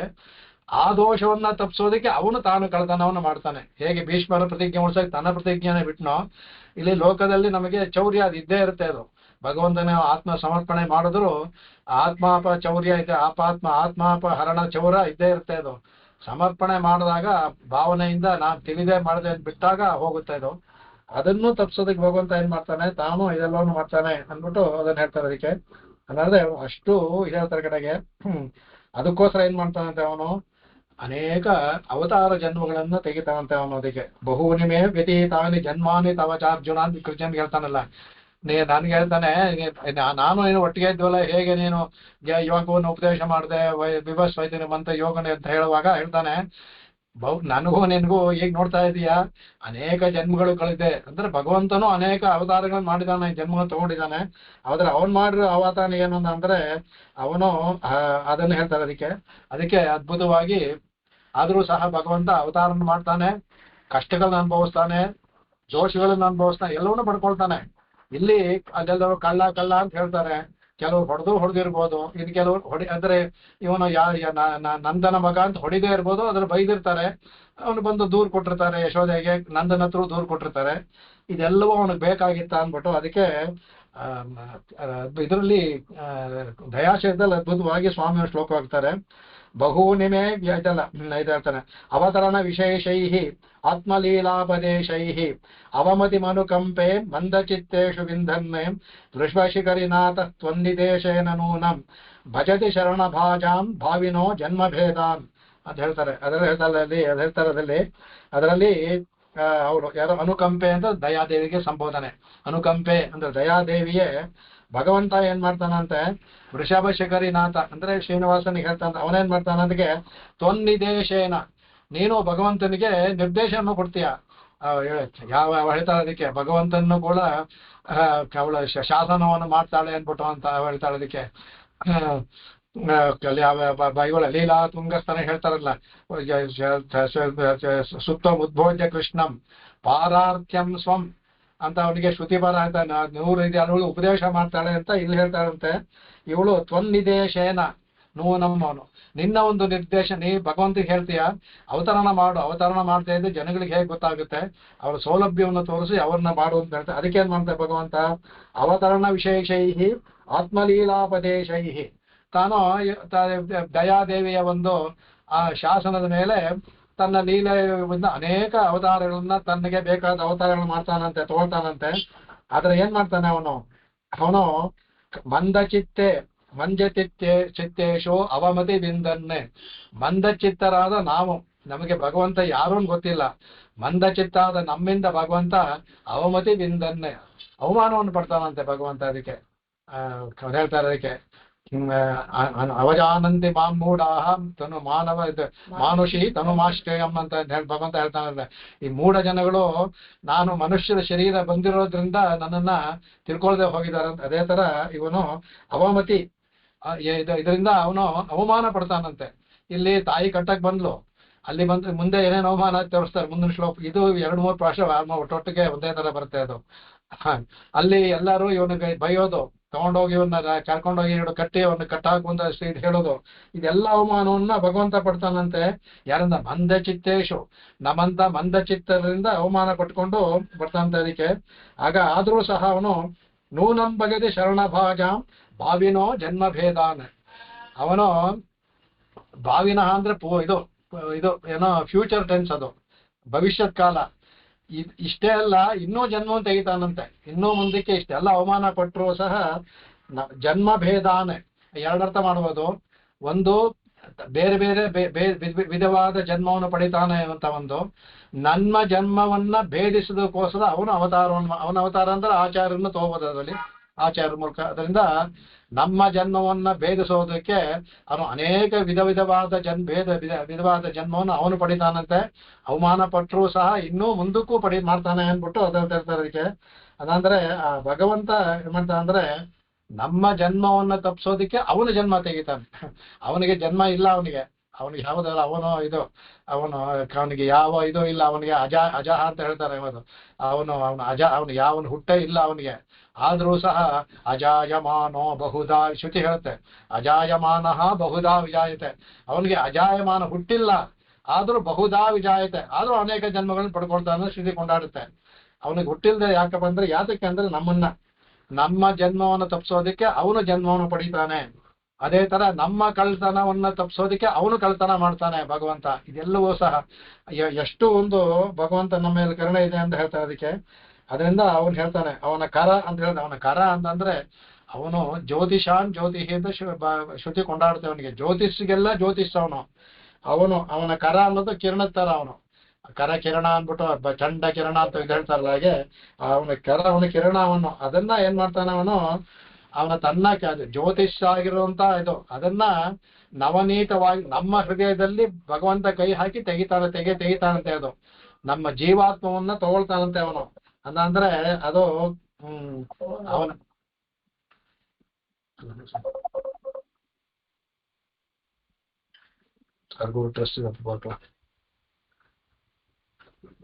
ಅಂದ್ರೆ ಅವನಿಗೆ ಇಲ್ಲಿ ಹೇಳ್ತಾರೆ, ಅವನ ಯಾತಿಕೆಯಲ್ಲಿ ಅವನ ಜ್ಯೋತಿಷಾಂ ಜ್ಯೋತಿ ಒಂದು ಅಂದ್ರೆ ಸಾಧಾರಣ ಸೂರ್ಯನಿಗೆ ಅಸ್ತಮ ಉಂಟು, ಉದಯ ಅಸ್ತಮ ಉಂಟು, ಇವನಿಗೆ ಅಸ್ತಮವೇ ಇಲ್ಲ. ಅಸ್ತಮವಿಲ್ಲದ ಸೂರ್ಯ ಇವನು ಭಗವಂತ. ಯಾವಾಗ್ಲೂ ಅವನಿಗೆ ಸದಾ ಪಶ್ಯಂತಿ ಸೂರ್ಯ ಸುದ್ದಿ ಕೊಂಡಾಡುತ್ತೆ, ಸದಾ ಪಶ್ಯಂತಿ ಸೂರ್ಯ. ಅಲ್ಲಿರೋ ಸೂರ್ಯಗಳು ಯಾವಾಗ್ಲೂ ಜ್ಯೋತಿಮಾನ ನೋಡ್ತಾನೆ ಇರ್ತಾರೆ ಅವನಿಗೆ. ಇವನೇ ಮುಂದೆ ಬರುತ್ತೆ, ಹೃದಯಾಂಬೋಜ ದಿವಾಕರೋ, ಇವತ್ತು ಮುಂದಿನ ಶ್ಲೋಕಗಳೇ ಬರುತ್ತೆ. ಹೃದಯದಲ್ಲಿರುವಂತ ದಿವಾಕರ ಇವನು, ಯಾವಾಗ್ಲೂ ಇರ್ತಾನೆ ಅವನು. ಅಂತಹ ಇವನು ಇದು ಬರ್ತಾನಂತೆ. ಆಗ ಅದನ್ನ ಹೇಳ್ತಾರೆ ಅದಕ್ಕೆ. ಇವಾಗ ಅಂತವನು ಇದು ಬರ್ತಾನೆ, ಕಳ್ತನ ಮಾಡೋ ತಾಯಿ ಕೋಪ ಬಂದ್ಬಿಡುತ್ತೆ. ಇದು ಬೇರೆ ಅರ್ಥವನ್ನು ಹೇಳಿದ್ರಿಂದ ಇದನ್ನ ಮಾತ್ರ ಹೇಳ್ಕೊಂಡು ಹೋಗ್ತೇನೆ ಅದಕ್ಕೆ. ಆಗ ಅದಕ್ಕೆ ಅದರಿಂದ ಇದರಲ್ಲಿ ಎರಡು ಇದು ರಹಸ್ಯತ್ರಾಸದಲ್ಲಿ ಎರಡು ಇದನ್ನ ಅದ್ಭುತವಾಗಿ ಸ್ವಾಮಿ ತೋರಿಸ್ಕೊಟ್ಟಿದ್ದಾರೆ. ಅದನ್ನು ಅನುಭವಿಸಿದ್ದೇನೆ. ಇದಕ್ಕೆ ಹೇಳದಂತೆ ಇದ್ ಮಾಡ್ತಾರೆ. ಅದರಲ್ಲಿ ಒಂದು ಶ್ಲೋಕವನ್ನ ನಾವು ಯಾವಾಗ್ಲೂ ಹೇಳ್ತಾನೆ ಇರ್ತೀವಿ. ಅದನ್ನ ಮಣಿವರ ಇದನ್ನ ಅವರ ಉಪೋದ್ಘಾತ ಅಧಿಕಾರ ಮೊದಲನೇ ಅಧಿಕಾರ ಇದೆ. ಉಪೋದ್ಘಾತ ಮೊದಲನೇ ಅಧಿಕಾರ, ಗುರು ಪರಂಪರಾಧಿಕಾರ ಅದು ಪೀಠಿಕೆ ತರ, ಇದು ಮೊದಲನೇ ಅಧಿಕಾರ. ಅದರಲ್ಲಿ ಹೇಳ್ತಾರೆ, ಮಣಿವರ ಇವ ಶೌರೇಹೇ ಕೃತ್ಯ ನಿತ್ಯ ಹೃದ್ಯೋಪಿ ಜೀವ ಕಲುಷಮತಿ ರವೀಂದನ್ನೇ ಕಿಂಕರತ್ವಾದಿರಾಜ್ಯಂ ವಿಧಿಪರಿಣಿತಿ ಭೇದಾದ್ ವೀಕ್ಷಿತೇಸ್ತೇನ ಕಾಲೇ ಗುರು ಪುರುಷದುಪಜ್ಞಂ ಪ್ರಾಪ್ಯ ಗೋಪ ಯತಿ ಸ್ವಂ ಅನ್ಬಿಟ್ಟು ಅಂತ ಅವನು ಭಗವಂತ ನಿತ್ಯ ಮಣಿವಣ ಇವ ಮಣಿ ಅಂದ್ರೆ ಅದಂದ್ರೆ ಮಣಿವರ ಅನ್ನೋದು ಮಣಿಗಳಲ್ಲೇ ಶ್ರೇಷ್ಠವಾದದ್ದು ಕೌಸ್ತುಭ ಮಣಿಯನ್ನ ಆತ್ಮಕ್ಕೆ ಯಾವಾಗಲೂ ಹೋಲಿಸ್ತಾರೆ. ಅದಲ್ಲೇ ಪುರುಡನ್ ಮಣಿವರ ಮಾಹ ಅಂತ ಹೇಳುವಾಗ ಹೇಳ್ಬೇಕಾದ್ರೆ ಇದು ಆ ಭಗವಂತನ ಆತ್ಮವನ್ನ ಭಗವಂತನ ಕೌಸ್ತುಭಮಣಿಗೆ ಹೋಲಿಸಿದೆ. ಅಂತಹ ಇವನು ಕೌಸ್ತುಭಮಣಿ ಅಂತಿರುವ ಇವನು ಶೌರ್ಯ ಅಂದ್ರೆ ಈ ಭಗವಂತನ ಏನಾಗುತ್ತೆ, ಅವನು ನೃತ್ಯ ಹೃದಯ ಯಾವಾಗ್ಲೂ ನಮ್ ಭಗವಂತನ ಇದ್ದಾಗಿದ್ದಾನೋ ಇದ್ದಾನಂತೆ ಅವನು ಆ ಕೌಸ್ತುಭಮಣಿ ಯಾವಾಗ್ಲೂ ಅವನು ಕೌಸ್ತುಭಮಣಿಯಲ್ಲಿ ಇರ್ತಾನೆ, ಒಳಗಡೆ ಇರ್ತಾನೆ. ಈ ಜೀವಾತ್ಮವು ಕೌಸ್ತುಭಮಣಿ, ಆ ಕೌಸ್ತುಭಮಣಿ ಭಗವಂತನಿಗೆ ಸೇರಿದ್ದು. ಹಾಗಾಗಿ ಹೃದಯದಲ್ಲಿ ಧರಿಸಲ್ಪಟ್ಟಿದೆ. ಇದು ಹಯ್ಯಂಗ ವೀಣಕ್ಕೆ ಅದೇ ಹಯ್ಯಂಗ ವೀಣ. ಅದು ಅವನೇನ್ ಮಾಡ್ತಾನೆ, ಅವನು ನಿತ್ಯಲೂ ಅವನ ಜ್ಞಾನ ಸ್ವರೂಪ, ಅವನಿಗೆ ಯಾವುದೂ ಇಲ್ಲ. ಅವನು ಅತಿಶಯವಾದ ಕಾಂತಿ ಉಳ್ಳಂತಹ ಅವನ ಕಾಂತಿಯಿಂದ ಕೌಸ್ತುಭಮಣಿ ಇನ್ನೂ ಕಾಂತಿ ಪ್ರತಿಫಲನವಾಗ್ತಾ ಇದೆ. ಅವನು ಏನ್ ಮಾಡ್ತಾನೆ, ಅವನಿಗೆ ಈ ಭಗವತ್ ಪ್ರಾಪ್ತಿಕ ಏನು ಅಂತ ಅವನಿಗೆ ಈಗ ಈ ಜೀವಾತ್ಮನಿಗೂ ಸಹ ಮೂಲತಃ ಸ್ವರೂಪ ಯೋಗ್ಯತೆ ಉಂಟು. ಅಲ್ಲಿ ಅವನಿಗೆ ಜೀವಾತ್ಮನು ಕೌಸ್ತುಭಮಣಿ ಅಂತ ಯಾಕೆ ಹೇಳಿದಾರಂದ್ರೆ, ಸ್ವರೂಪದಲ್ಲಿ ಭಗವಂತನ ಪಡೆದುಕೊಳ್ಳೋ ಯೋಗ್ಯತೆ ಎಲ್ಲಾ ಜೀವಾತ್ಮರಿಗೂ ಉಂಟು.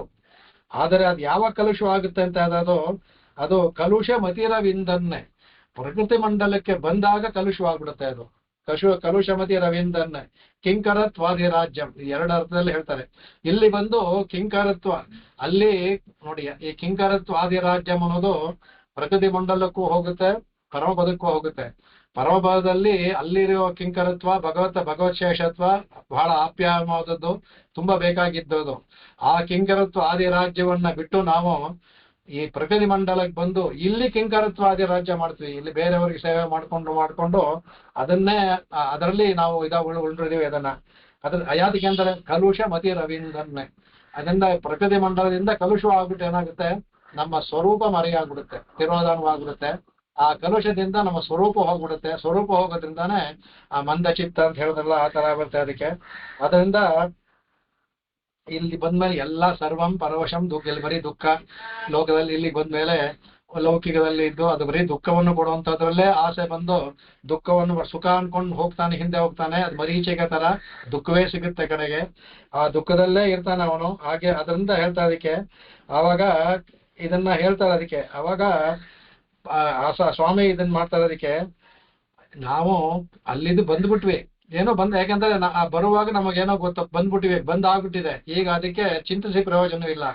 ಆದ್ರೆ ನಾವು ಈಗ ವಿಧಿ ಪರಿಣತಿ ಭೇದ ವೀಕ್ಷಿತ ಸ್ಥೇನ ಕಾಲೆ ಇಲ್ಲಿಗೆ ಬಂದ್ಮೇಲಾದ್ರೂ ನಾವು ಅದನ್ನ ತಿಳ್ಕೊಂಡು ಮತ್ತೆ ಹಿಂತಿರುಗಿ ಹೋಗುವ ಒಂದು ಮನಸ್ಸನ್ನ ಮಾಡದೆ ಇಲ್ಲೇ ಸುತ್ತಾಡ್ಕೊಂಡಿದೀವಿ. ನಾವು ಪ್ರಕೃತಿ ಮಂಡಲದಲ್ಲೇ ಸುತ್ತಾಡ್ಕೊಂಡಿದೀವಿ.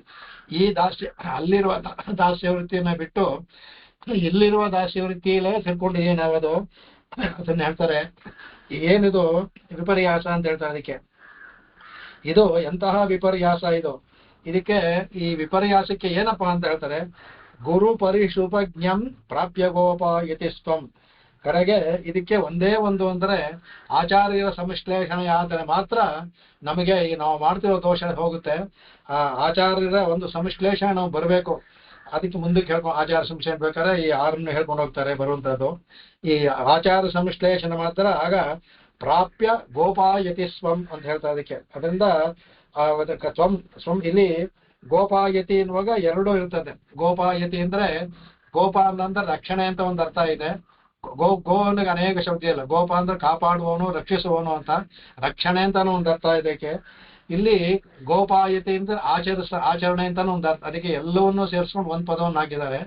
ಇಲ್ಲಿ ಗೋಪಾಯತಿ ಸ್ವವನ್ನ ಅಂದ್ರೆ ಹಾಗೇನ್ ಮಾಡ್ತಾರೆ, ಆಚಾರ್ಯರ ಒಂದು ಗುರು ಪರಿಷತ್ ಉಪಜ್ಞಂ ಅಲ್ಲಿಂದ ಇರಿದ್ಮೇಲೆ ಆಗ ಭಕ್ತಿ ಯೋಗವೋ ಇಲ್ಲ ಪ್ರಪತ್ತಿಯೋ ಎರಡು ಯೋಗ, ಪ್ರಪತ್ತಿ ಯೋಗವೋ ಭಕ್ತಿ ಯೋಗ ಎರಡರಲ್ಲೊಂದೊಂದು ಆಚರಣೆ ಮಾಡ್ತಾನೆ. ಆಗ ಗೋಪಾಯತಿ ಉಪಾಯವನ್ನು ಮಾಡ್ತಾನೆ, ಸ್ವಂ ಗೋಪಾಯತಿ ತನ್ನನ್ನು ಕಾಪಾಡ್ಕೊಳ್ತಾನೆ. ಆ ಗೋಪಾಯತಿ ಅಂದ್ರೆ ಹೊರಟುವಾಗುತ್ತೆ. ಅದರಿಂದ ಸ್ವಂ ಗೋಪಾಯತಿ ಸ್ವಂ ತನ್ನನ್ನ ತಾನೇ ಕಾಪಾಡ್ಕೊಳ್ತಾನೆ. ಆದ್ರೆ ಮೊದಲು ಹೇಳ್ತಾರೆ, ಆಚಾರ್ಯ ಹೇಳ್ತಾರೆ, ಅಲ್ಲಿದ್ದವರು ಎಲ್ಲವನ್ನು ತಿಳ್ಕೊಂಡವರು ಇಲ್ಲಿಗೆ ಬಂದು ಅದನ್ನ ಮರೆತು ಈ ಲೌಕಿಕವಾಗಿ ಓಡ್ತಾರಲ್ಲ, ಎಂತ ಉಪನ್ಯಾಸ ಇದು. ಅದಕ್ಕೋಸ್ಕರ ಭಗವಂತ ಏನ್ ಮಾಡ್ತಾರೆ, ನಮ್ಮ ಜೊತೆನಲ್ಲೇ ಅವತಾರ ಮಾಡ್ತಾ ಅಂದ್ರೆ ಎಲ್ಲಾ ಜೀವದಲ್ಲೂ ಇರ್ತಾನಲ್ಲ ಅವನು ಮಣಿವೈವ ಶೌರ್ಯೇ ನೃತ್ಯ ಹೃದ್ಯೋಪಿ ಜೀವ ಅಂದ್ಬಿಟ್ಟು. ಆ ಜೀವ ಹೇಗೆ ಇರುತ್ತೋ ಜೀವನ ಜೊತೆಯಲ್ಲಿ ಭಗವಂತನು ಯಾವಾಗ ಇದ್ದೇ ಇರ್ತಾನೆ. ಯಾದಕ್ಕ ಮಾತ್ರ ಇದನ್ನ ಮಾಡಿಸೋದಿಕ್ಕೆ. ಅವಾಗ ಅದನ್ನ ಹೇಳ್ತಾರೆ. ಕಡೆಗೆ ಅದರಲ್ಲೇ ಈಶ್ವರ ಸೌಹಾರ್ದಂ ಸಮಾಜ ಹೇಳ್ತಾರೆ, ಆಚಾರ ಪ್ರಾಪ್ತಿ ಹೇಳ್ತಾರೆ, ಅದನ್ನ ಹೇಳಿದ್ದಾರೆ. ಕಡೆಗೆ ಇದು ಮುಗಿಸುವಾಗ ಇನ್ನೊಂದು ಶ್ಲೋಕವನ್ನು ಅದ್ಭುತವಾಗಿ ಹೇಳ್ತಾರೆ. ಅದೇ ನಮಗೆ ಬೇಕಾಗಿರುವಂತಹದ್ದು. ಅದಕ್ಕೆ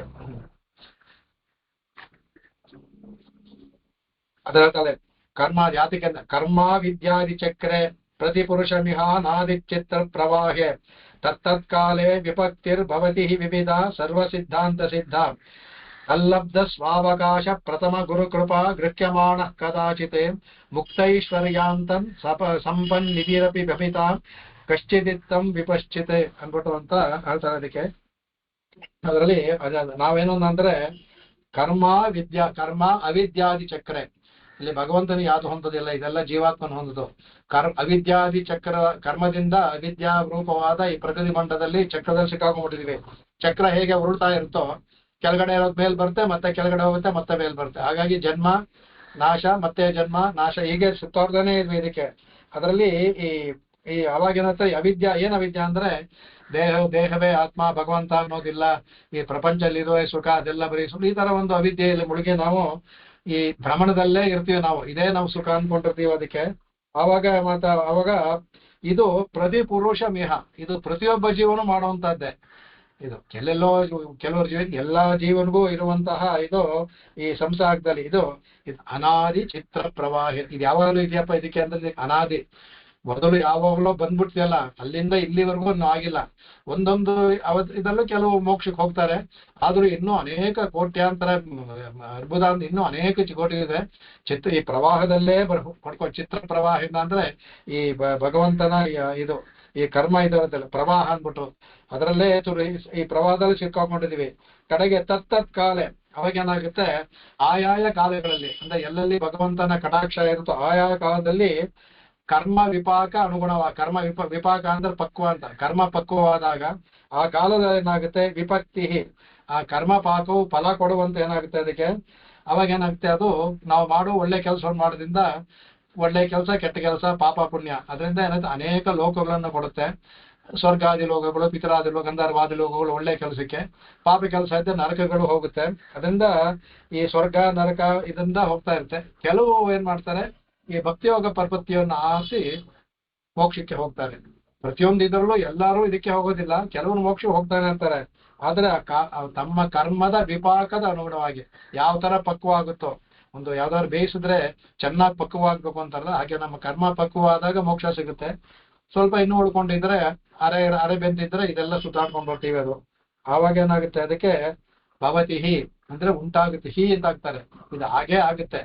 ಎಲ್ಲಾರು ಎಲ್ಲಾ ಕಾಲದಲ್ಲೂ ಭೂಲೋಕದ ಪ್ರಗತಿ ಮಂಡಲದಲ್ಲಿ ಇರೋದಿಲ್ಲ, ಕೆಲವರು ಮೋಕ್ಷಕ್ಕೆ ಹೋಗ್ತಾರೆ. ಅದು ಅದರಿಂದ ಆ ಪ್ರತಿಪುರುಷಂ ಅಂತ ಪದವನ್ನು ಹಾಕಿರೋದ್ರಿಂದ ಎಲ್ಲಾ ಚೇತನರನ್ನು ಹೇಳಿದ್ದಾರೆ. ಇಲ್ಲಿ ಎಲ್ಲಾ ಚೇತನರಿಗೂ ಇದು ಅನುಭವ ಆಗುತ್ತೆ. ಇಲ್ಲಿ ವರ್ಣಾಶ್ರಮವಾಗ್ಲಿ ಬರೋದಿಲ್ಲ, ಪ್ರತಿಯೊಂದು ಚೇತನರಿಗೂ ಮೋಕ್ಷಕ್ಕೆ ಹೋಗುವ ಅಧಿಕಾರ ಇದ್ದೇ ಇದೆ, ಅಧಿಕಾರದಿಂದ ಹೋಗ್ತಾನೂ ಇದ್ದಾರೆ ಅನ್ಬಿಟ್ಟು ಅಂತ ಭವತಿ ಹಿ ಅನ್ಬಿಟ್ಟು ಅಂತ ಹೇಳೋದ್ರಿಂದ ಕರ್ಮ ಪಕ್ವಾದ ಹಾಗೆ ಆಗುತ್ತೆ. ಅದಕ್ಕೆ ಇದನ್ನ ವಿವಿಧ ಇದು ಸರ್ವ ಸಿದ್ಧಾಂತ ಸಿದ್ಧ.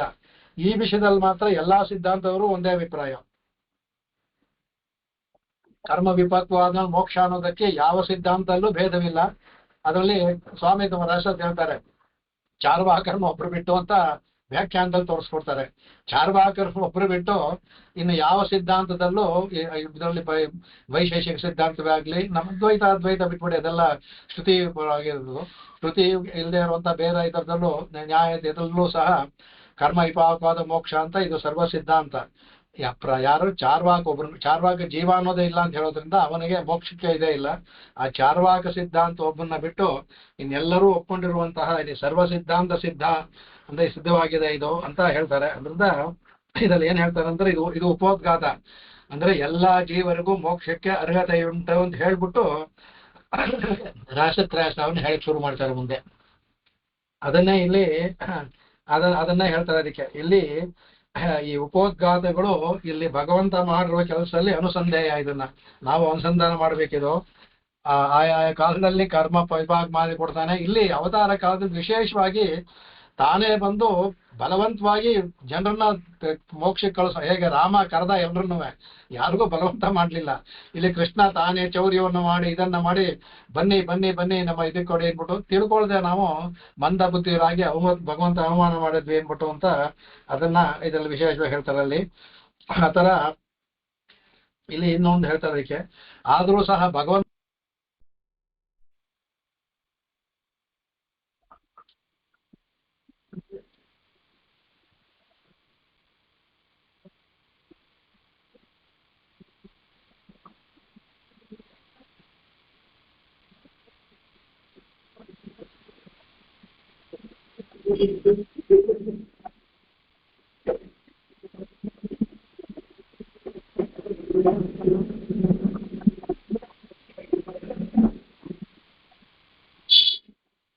ಇಲ್ಲಿ ಹೇಳ್ತಾರೆ, ಯಾವ ಒಂದು ಕೆಲಸ ಮಾಡ್ಬೇಕಾದ್ರೂ ಒಂದು ವಿಘ್ನ ಆಗುತ್ತಂತ ಗಾದೆ ಇದೆಯಲ್ಲ, ಶ್ರೇಯಾಂತಿ ಬಹು ವಿಘ್ನಾನಿ ಭವಂತಿ ಮಹತಾಮಪಿ ಅನ್ಬಿಟ್ಟು ಅಂತ. ಯಾರು ಮಾಡಿದ್ರು ಒಳ್ಳೆ ಕೆಲಸ ಮಾಡ್ಬೇಕಾದ್ರೆ ಒಂದು ವಿಘ್ನ ಬಂದೇ ಬರುತ್ತೆ. ಯಾಕಂದ್ರೆ ಅದು ವಿಘ್ನ ಬರದೇ ಅಂದ್ರೆ ಅವಾಗ ಇದು ಕಡೆಗೆ ಇವನು ಏನ್ ಮಾಡ್ತಾನಂತೆ, ಇವನು ಇಲ್ಲಿ ಸರ್ವಶಕ್ತ ಭಗವಂತ, ಅವನಿಗೂ ವಿಘ್ನ. ಅವನು ನವನೀತವನ್ನ ಕೈ ಹಾಕಿದಾಗ ತಾಯಿ ಕಟ್ಟಕ್ ಬಂದ್ಬಿಟ್ಲು, ಅವನಿಗೊಂದು ವಿಘ್ನ ಬಂತು. ಅದನ್ನ ಹೇಳ್ತಾರೆ ಅದಕ್ಕೆ. ಸತ್ಯಂ ಕ್ಷತೇನ ವಿಘ್ನಾನಾಂ ಅಯುತೇನ ತಥಾ ತಪಃ ವಿಘ್ನಾಯುತೇನ ಗೋವಿಂದೇ ನೃಣಾಂ ಭಕ್ತಿರ್ ನಿವಾರ್ಯತೆ.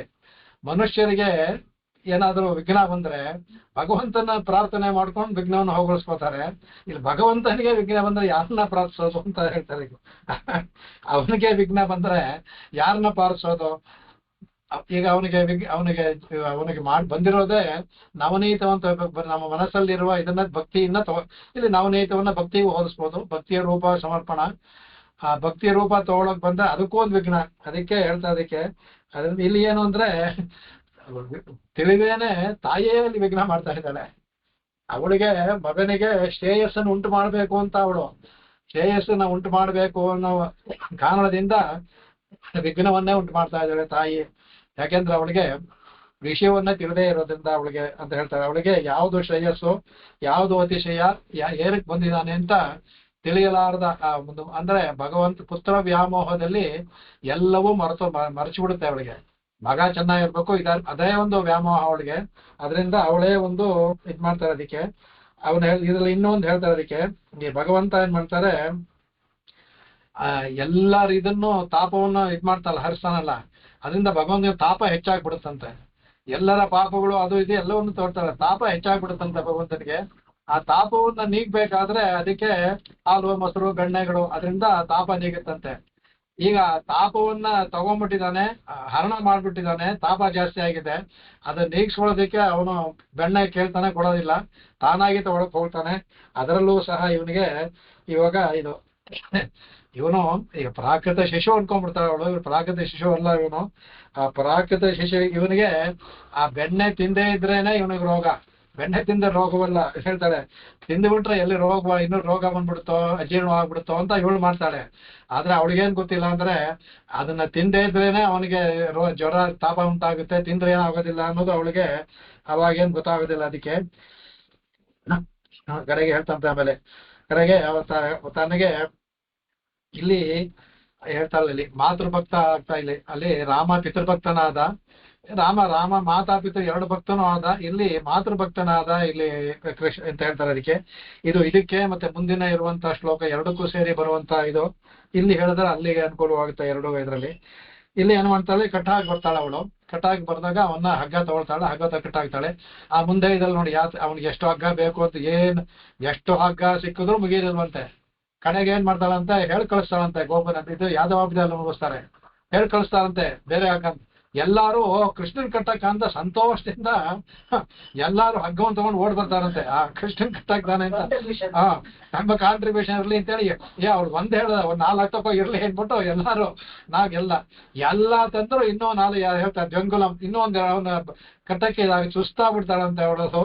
ಆ ತರ ಅದನ್ನ ಇದ್ ಮಾಡ್ತಾನಂತೆ ಕಡೆಗೆ. ಅವಾಗ ಹೇಳ್ತಾರೆ ಅದಕ್ಕೆ ಅದು ಯಾವ್ದೋ ಹಬ್ಬದಲ್ಲಿ ಇಲ್ಲಿ ಭಗವಂತನೇನ್ ಹೇಳ್ತಾನಂತ ಅದಕ್ಕೆ ಇಲ್ಲಿ ವ್ಯಾಖ್ಯಾನದಲ್ಲಿ ತುಂಬಾ ಚೆನ್ನಾಗಿ ಹೇಳ್ತಾರೆ. ರಾಮ ತಂದೆಯ ಮಾತನ್ನ ಉಳಿಸೋದಕ್ಕೋಸ್ಕರ ಏನ್ಬಿಟ್ಟ, ತಂದೆಯ ಮಾತನ್ನ ಉಳಿಸೋದಕ್ಕೆ ಏನ್ ಮಾಡ್ದ ಅವನು, ತಂದೆ ವಿಷಯವನ್ನ ಹೇಳ್ತಾ ಇದ್ದಾರೆ. ಸಪತ್ನಿ ಮಾತ ಅಂದ್ರೆ ತಾಯಿ ಅವಳು ನಿಜವಾದ ತಾಯಿ ಕೌಸಲ್ಯ. ಸಪತ್ನಿ ಮಾತ ಅಂದ್ರೆ ಅವನು ಚಿಕ್ಕ ತಾಯಿ ಅವಳ ಮಾತನ್ನೂ ಸಹ ಪಾಲಿಸ್ತಾ ಭಗವಂತ. ತಾಯಿ ಅಂದ್ರೆ ಸಪತ್ನಿ ಮಾತಾಡ ಕೈಕೇಯ ಕೋರಿಕೆಯಿಂದಾನೆ ದಶರಥ ಕೇಳಿದ್ದು. ದಶರಥನ ವಾಕ್ಯವನ್ನು ಪಾಲಿಸ್ದ, ಕೈಕೇಯ ವಾಕ್ಯವನ್ನು ಪಾಲಿಸ್ದ. ಅವಳು ಹೋಗ್ಬೇಕಾದ್ರೆ ನಾರ್ಮಡಿ ಉಟ್ಕೊಂಡು ಹೋಗು, ಕಾಡಿಗೆ ಕಳಿಸುವಂತಾನೆ ವರ ಕೇಳಿರ್ತಾಳೆ ಅವಳು. ಅಂದ್ರೆ ಇಲ್ಲ ಅವನ ಬಗ್ಗೆ ನಾರ್ಮಡಿ ಉಟ್ಕೊಂಡು ಹೋಗುವಂತ ಎಲ್ಲಾರ್ಗು ನಾರ್ಮಡಿ ಉಟ್ ಕಳಿಸ್ಬಿಡ್ತಾಳೆ, ಇದೆಲ್ಲ ಮಾಡ್ತಾಳಲ್ಲ ಅವಳು. ಅದರಿಂದ ತನ್ನವನ್ನು ಪಾಲಿಸ್ತಾ ಅವನು. ಕಡೆಗೆ ತನ್ನ ತಂದೆಯನ್ನ ಅವಳಕ್ಕೆ ತನ್ನ ಚಿಕ್ಕ ತಾಯಿ ಆದಂತ ಕೈಕೇಯಿ ಧರ್ಮದಿಂದ ಕಟ್ಟಾಕ್ಬಿಟ್ಲು ಅವಳನ್ನ. ಧರ್ಮದಿಂದ ದಶರಥನ ಕೈಕೇಯಿ ಕಟ್ಟಾಕ್ಬಿಟ್ಲು.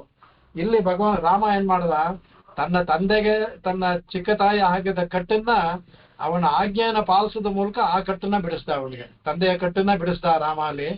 ಇಲ್ಲಿ ಸ್ವತಃ ಅವನೇ ಕಟ್ಟುಗೊಳಗಾಗಿದ್ದಾನೆ. ಇಲ್ಲಿ ರಾಮನ್ನ ಕಟ್ಟಾಕ್ಲಿಲ್ಲ ಯಾರುವೆ, ಈ ತಾನೇ ತಂದೆಯ ಕಟ್ಟನ್ನ ಬಿಡಿಸ್ದ ಅವನು ಅಲ್ಲಿ. ಆತರ ಇಲ್ಲಿ ಏನಾದ ಅಂದ್ರೆ ಅವ್ ತಾನೇ ಹೋಗಿ ಅರಣ್ಯದಲ್ಲಿ ತಾನೇ ಅಂದ್ರೆ ಅಲ್ಲಿ ಯಾರು ಇದ್ ಮಾಡ್ಲಿಲ್ಲ, ತಾನೇ ಕಟ್ ಹಾಕೊಂಡಂಗ್ ಮಾಡ್ದ. ಸ್ವಲ್ಪ ಅದಕ್ಕೂ ಒಂದೇ ತರ ತೋರಿಸ್ಕೊಡ್ತಾರೆ ಸ್ವಾಮಿ ದೇಶಕನ್ನ ತೋರಿಸ್ಕೊಡ್ತಾ ಇದ್ರಲ್ಲಿ. ಕಾಡಿನಲ್ಲಿ ಅವನು ತಾನೇ ಕಟ್ ಹಾಕೊಂಡ್ ಅವನು ತಾನೇ ಒಂದು ಕಟ್ ಹಾಕೊಂಡ ತನ್ನ ಇದನ್ನೇ. ಅಂದ್ರೆ ತಂದೆಯ ಮಾತಕ್ಕೋಸ್ಕರ ತಾನು ಬರದ ಬಂದ್ ಕೇಳೋರಿಲ್ಲ, ತಂದೆಯ ಮಾತು ನುಡಿಸ್ಬೇಕು, 14 ವರ್ಷ ಕಾಡಲ್ಲಿದ್ದೇ ಬರ್ತೀನಿ ಅಂತ ಹೇಳಿದ್ವು ಅದಕ್ಕೆ. ಹಾಗಾಗಿ ಆಗ್ಲಿಲ್ಲ ಅನ್ಬಿಟ್ಟು ಅಂತ. ಇಲ್ಲಿ ಇವಳು ಏನ್ ಮಾಡಿದಾಳೆ, ಇಲ್ಲಿ ಯಶೋಧ ಅಲ್ಲಿ ತರ ರಾಮನ ಮೇಲೆ ತನ್ನ ಮಗನಿಗೆ ಸ್ವಾರ್ಥತೆಯಿಂದ ಕಳಿಸ್ಲಿಲ್ಲ ಅಲ್ಲಿ. ಇಲ್ಲಿ ಇವಳು ಅವನ ಮೇಲೆ ಪ್ರೀತಿಯಿಂದ ಕಟ್ಟಾಕ್ತಾಳೆ. ಇಲ್ಲಿ ವ್ಯತ್ಯಾಸ ಅಷ್ಟೇ. ಯಶೋಧೆಯು ಕಟ್ಟಾಕಿದ್ಲು, ಅವಳು ಕಟ್ಟಾಕಿದ್ಲು. ಅವಳು ಬೇರೆ ತರ ಕಟ್ಟಾಕಿದ್ಲು. ಯಶೋಧೆ ಅವನ ಮೇಲೆ ಪ್ರೀತಿಯಿಂದ ಕಟ್ಟಾಕ್ತಾಳೆ ಅದಕ್ಕೆ. ಅದರಿಂದ ಅದು ಸ್ನೇಹಮಯವಾದದ್ದು. ಅವಳ ಕೋಪವು ಹಿತದಿಂದ ಕೂಡಿದಂತ. ತಾಯಿ ಒಂದ್ಸಲ ಮಕ್ಕಳಿಗೆ ಅವಳು ಕೋಪದಲ್ಲಿ ಹೊಡಿತಾನೆ ಅಂದ್ರೆ ಹೊಡಿಬೇಕು ಅಂತ ಹೊಡೆಯೋದಿಲ್ಲ, ಯಾವ್ದೋ ಹೊಡಿತಾರೆ. ಆದ್ರೂ ಮಗು ಏನಾಗುತ್ತೆ, ತಾಯಿ ಕೈ ಇಟ್ಕೊಂಡೇ ಅಳುತ್ತೆ, ಬೇರೆ ಹೋಗೋದಿಲ್ಲ, ಹೊಡೆದ ಹೋಗೋದಿಲ್ಲ, ತಾಯಿ ಕಾಲು ಇಟ್ಕೊಂಡೇ ಅಳುತ್ತೆ ಮಗು. ಆ ತರ ಇಲ್ಲಿ ಕೃಷ್ಣ ಏನ್ ಮಾಡ್ತಾನಂತೆ ಇದರಲ್ಲಿ ದೃಷ್ಟ್ವಾದಾಮ ಗ್ರಹಣ ಜಾತನಂ ಪಾಯಾದೀಶತ್ ಪ್ರಚಲಿತ ಪದೋ ಅಂತ ಹೇಳ್ತಾರೆ. ಅದು ಪಾಯಾತ್ ಕಡೆ ಈಶತ್ ಪ್ರಚಲಿತ, ಕಣ್ಣನ್ನ ಮುಚ್ಕೊಂಡ್ಬಿಡ್ತಾನಂತೆ ಅವನು. ಅವನ ಭಾವನೆ ಏನು ಅಂದ್ರೆ ಕಣ್ಣನ್ನ ಮುಚ್ಕೊಂಡ್ಬಿಟ್ಟ ಅಂದ್ರೆ ತಾಯಿ ಎರಡು ಅರ್ಥದಲ್ಲಿ ಹೇಳ್ತಾನೆ. ತಾಯಿಗೆ ನಾನು ನೋಡಿ ಕಣ್ಣು ಮುಚ್ಕೊಂಡಾಗ ಅವಳಿಗೆ ಒಂದೊಂದ್ಸಲ ಎಷ್ಟೋ ಸಲ ಅವಳ ಕೋಪ ಎಲ್ಲ ಕರ್ಗೋಗ್ಬಿಡುತ್ತೆ. ಆ ಮಗುವನ್ನ ನೋಡಿ ಕಣ್ಣು ಮುಚ್ಕೊಂಡಿರೋ ಹಂಗ ನೋಡಿ ಅದನ್ನ ಆಗ್ಲಿ ಅಂತ. ಎರಡನೇದು ಇವನು ಮಗು ಅನ್ಕೋತಾನಂತೆ, ನಾನ್ ಕಣ್ಣು ಮುಚ್ಕೊಂಡ್ಬಿಟ್ರೆ ನನಗೇನು ಕಾಣ್ತಾ ಇಲ್ಲ, ಸೊ ತಾಯಿಗೂ ಏನೂ ಕಾಣೋದಿಲ್ಲ ಅಂತ. ನಮಗೆ ಕತ್ಲೆ ಆದ್ರೆ ಕಣ್ಣು, ಲೋಕವೇ ಕತ್ಲೆ ಆಯ್ತು ಅಂತ ತಾಯಿಗೂ ಏನೂ ಕಾಣೋದಿಲ್ಲ, ಆಗ ನಾನು ಅವಳ ಕೈ ಸಿಗೋದಿಲ್ಲ ಅನ್ಬಿಟ್ಟು ಈಶತ್ ಪ್ರಚಲಿತ ಪದ ಅನ್ಬಿಟ್ಟು ಅದನ್ನ ಹೇಳ್ತಾರೆ ಅದಕ್ಕೆ. ಆಮೇಲೆ ಅದನ್ನ ಹೇಳ್ತಾರೆ ಕಡೆಗೆ ಅವನು ನಾಪಗಚ್ಚನ್ ನತಿಷ್ಠನ್ನೇ. ಆಗ ಏನ್ ಮಾಡ್ತಾನಂತೆ, ತಾಯಿಯಿಂದ ತಗ್ಸ್ಬೇಕು ಅಂತ ಒಂದು ಕಾಲನ್ನ ಮೇಲೆ ಎತ್ತಾನಂತೆ, ಹೋಗ್ಬೇಕೆ ಕಾಲಿಗೆ ಇಟ್ಕೊಂಡಿದ್ದಾನಂತೆ. ಅವನು ನಾಪಿ ಗಚ್ಚನ್ನೇ ನತಿಷ್ಠನ್ನೇ. ಆ ಮುಂದಕ್ಕೆ ಹೋಗೋದಕ್ಕೂ ಹೋಗ್ಲಿಲ್ವಂತೆ. ಮುಂದಕ್ಕೆ ಹೋಗ್ಬಿಟ್ರೆ ಎಲ್ಲಿ ನನ್ನ ತಾಯಿ ನನ್ನ ಮತ್ತೆ ಹಿಡಿಸಿಕ್ಸ್ತಾಳೋ, ಇರೋಣ ಅಂದ್ಬಿಟ್ಟು ಇರೋದಕ್ಕೂ ಹೆದರಿಕೆ ಇದ್ರೆ ಎಲ್ಲಿ ಕೈ ಸುಗುಲ ಸಿಕ್ಕೋಕೊಂಡ್ಬಿಡ್ತಿರಲ್ಲ ಅಂತ ಕಡೆಗೆ ಹಾಗೇ ನಿಂತ್ಕೊಂಡ್ಬಿಟ್ಟ ಅಂದ್ಬಿಟ್ಟು ಹೇಳ್ತಾರೆ. ಇಲ್ಲಿ ಸ್ವಾಮಿ ಏನು ಅಂದ್ರೆ ನಿಮ್ಗೆ ಹೇಳಿದ್ದೆ ನಾನು ನಿಮ್ಗೆ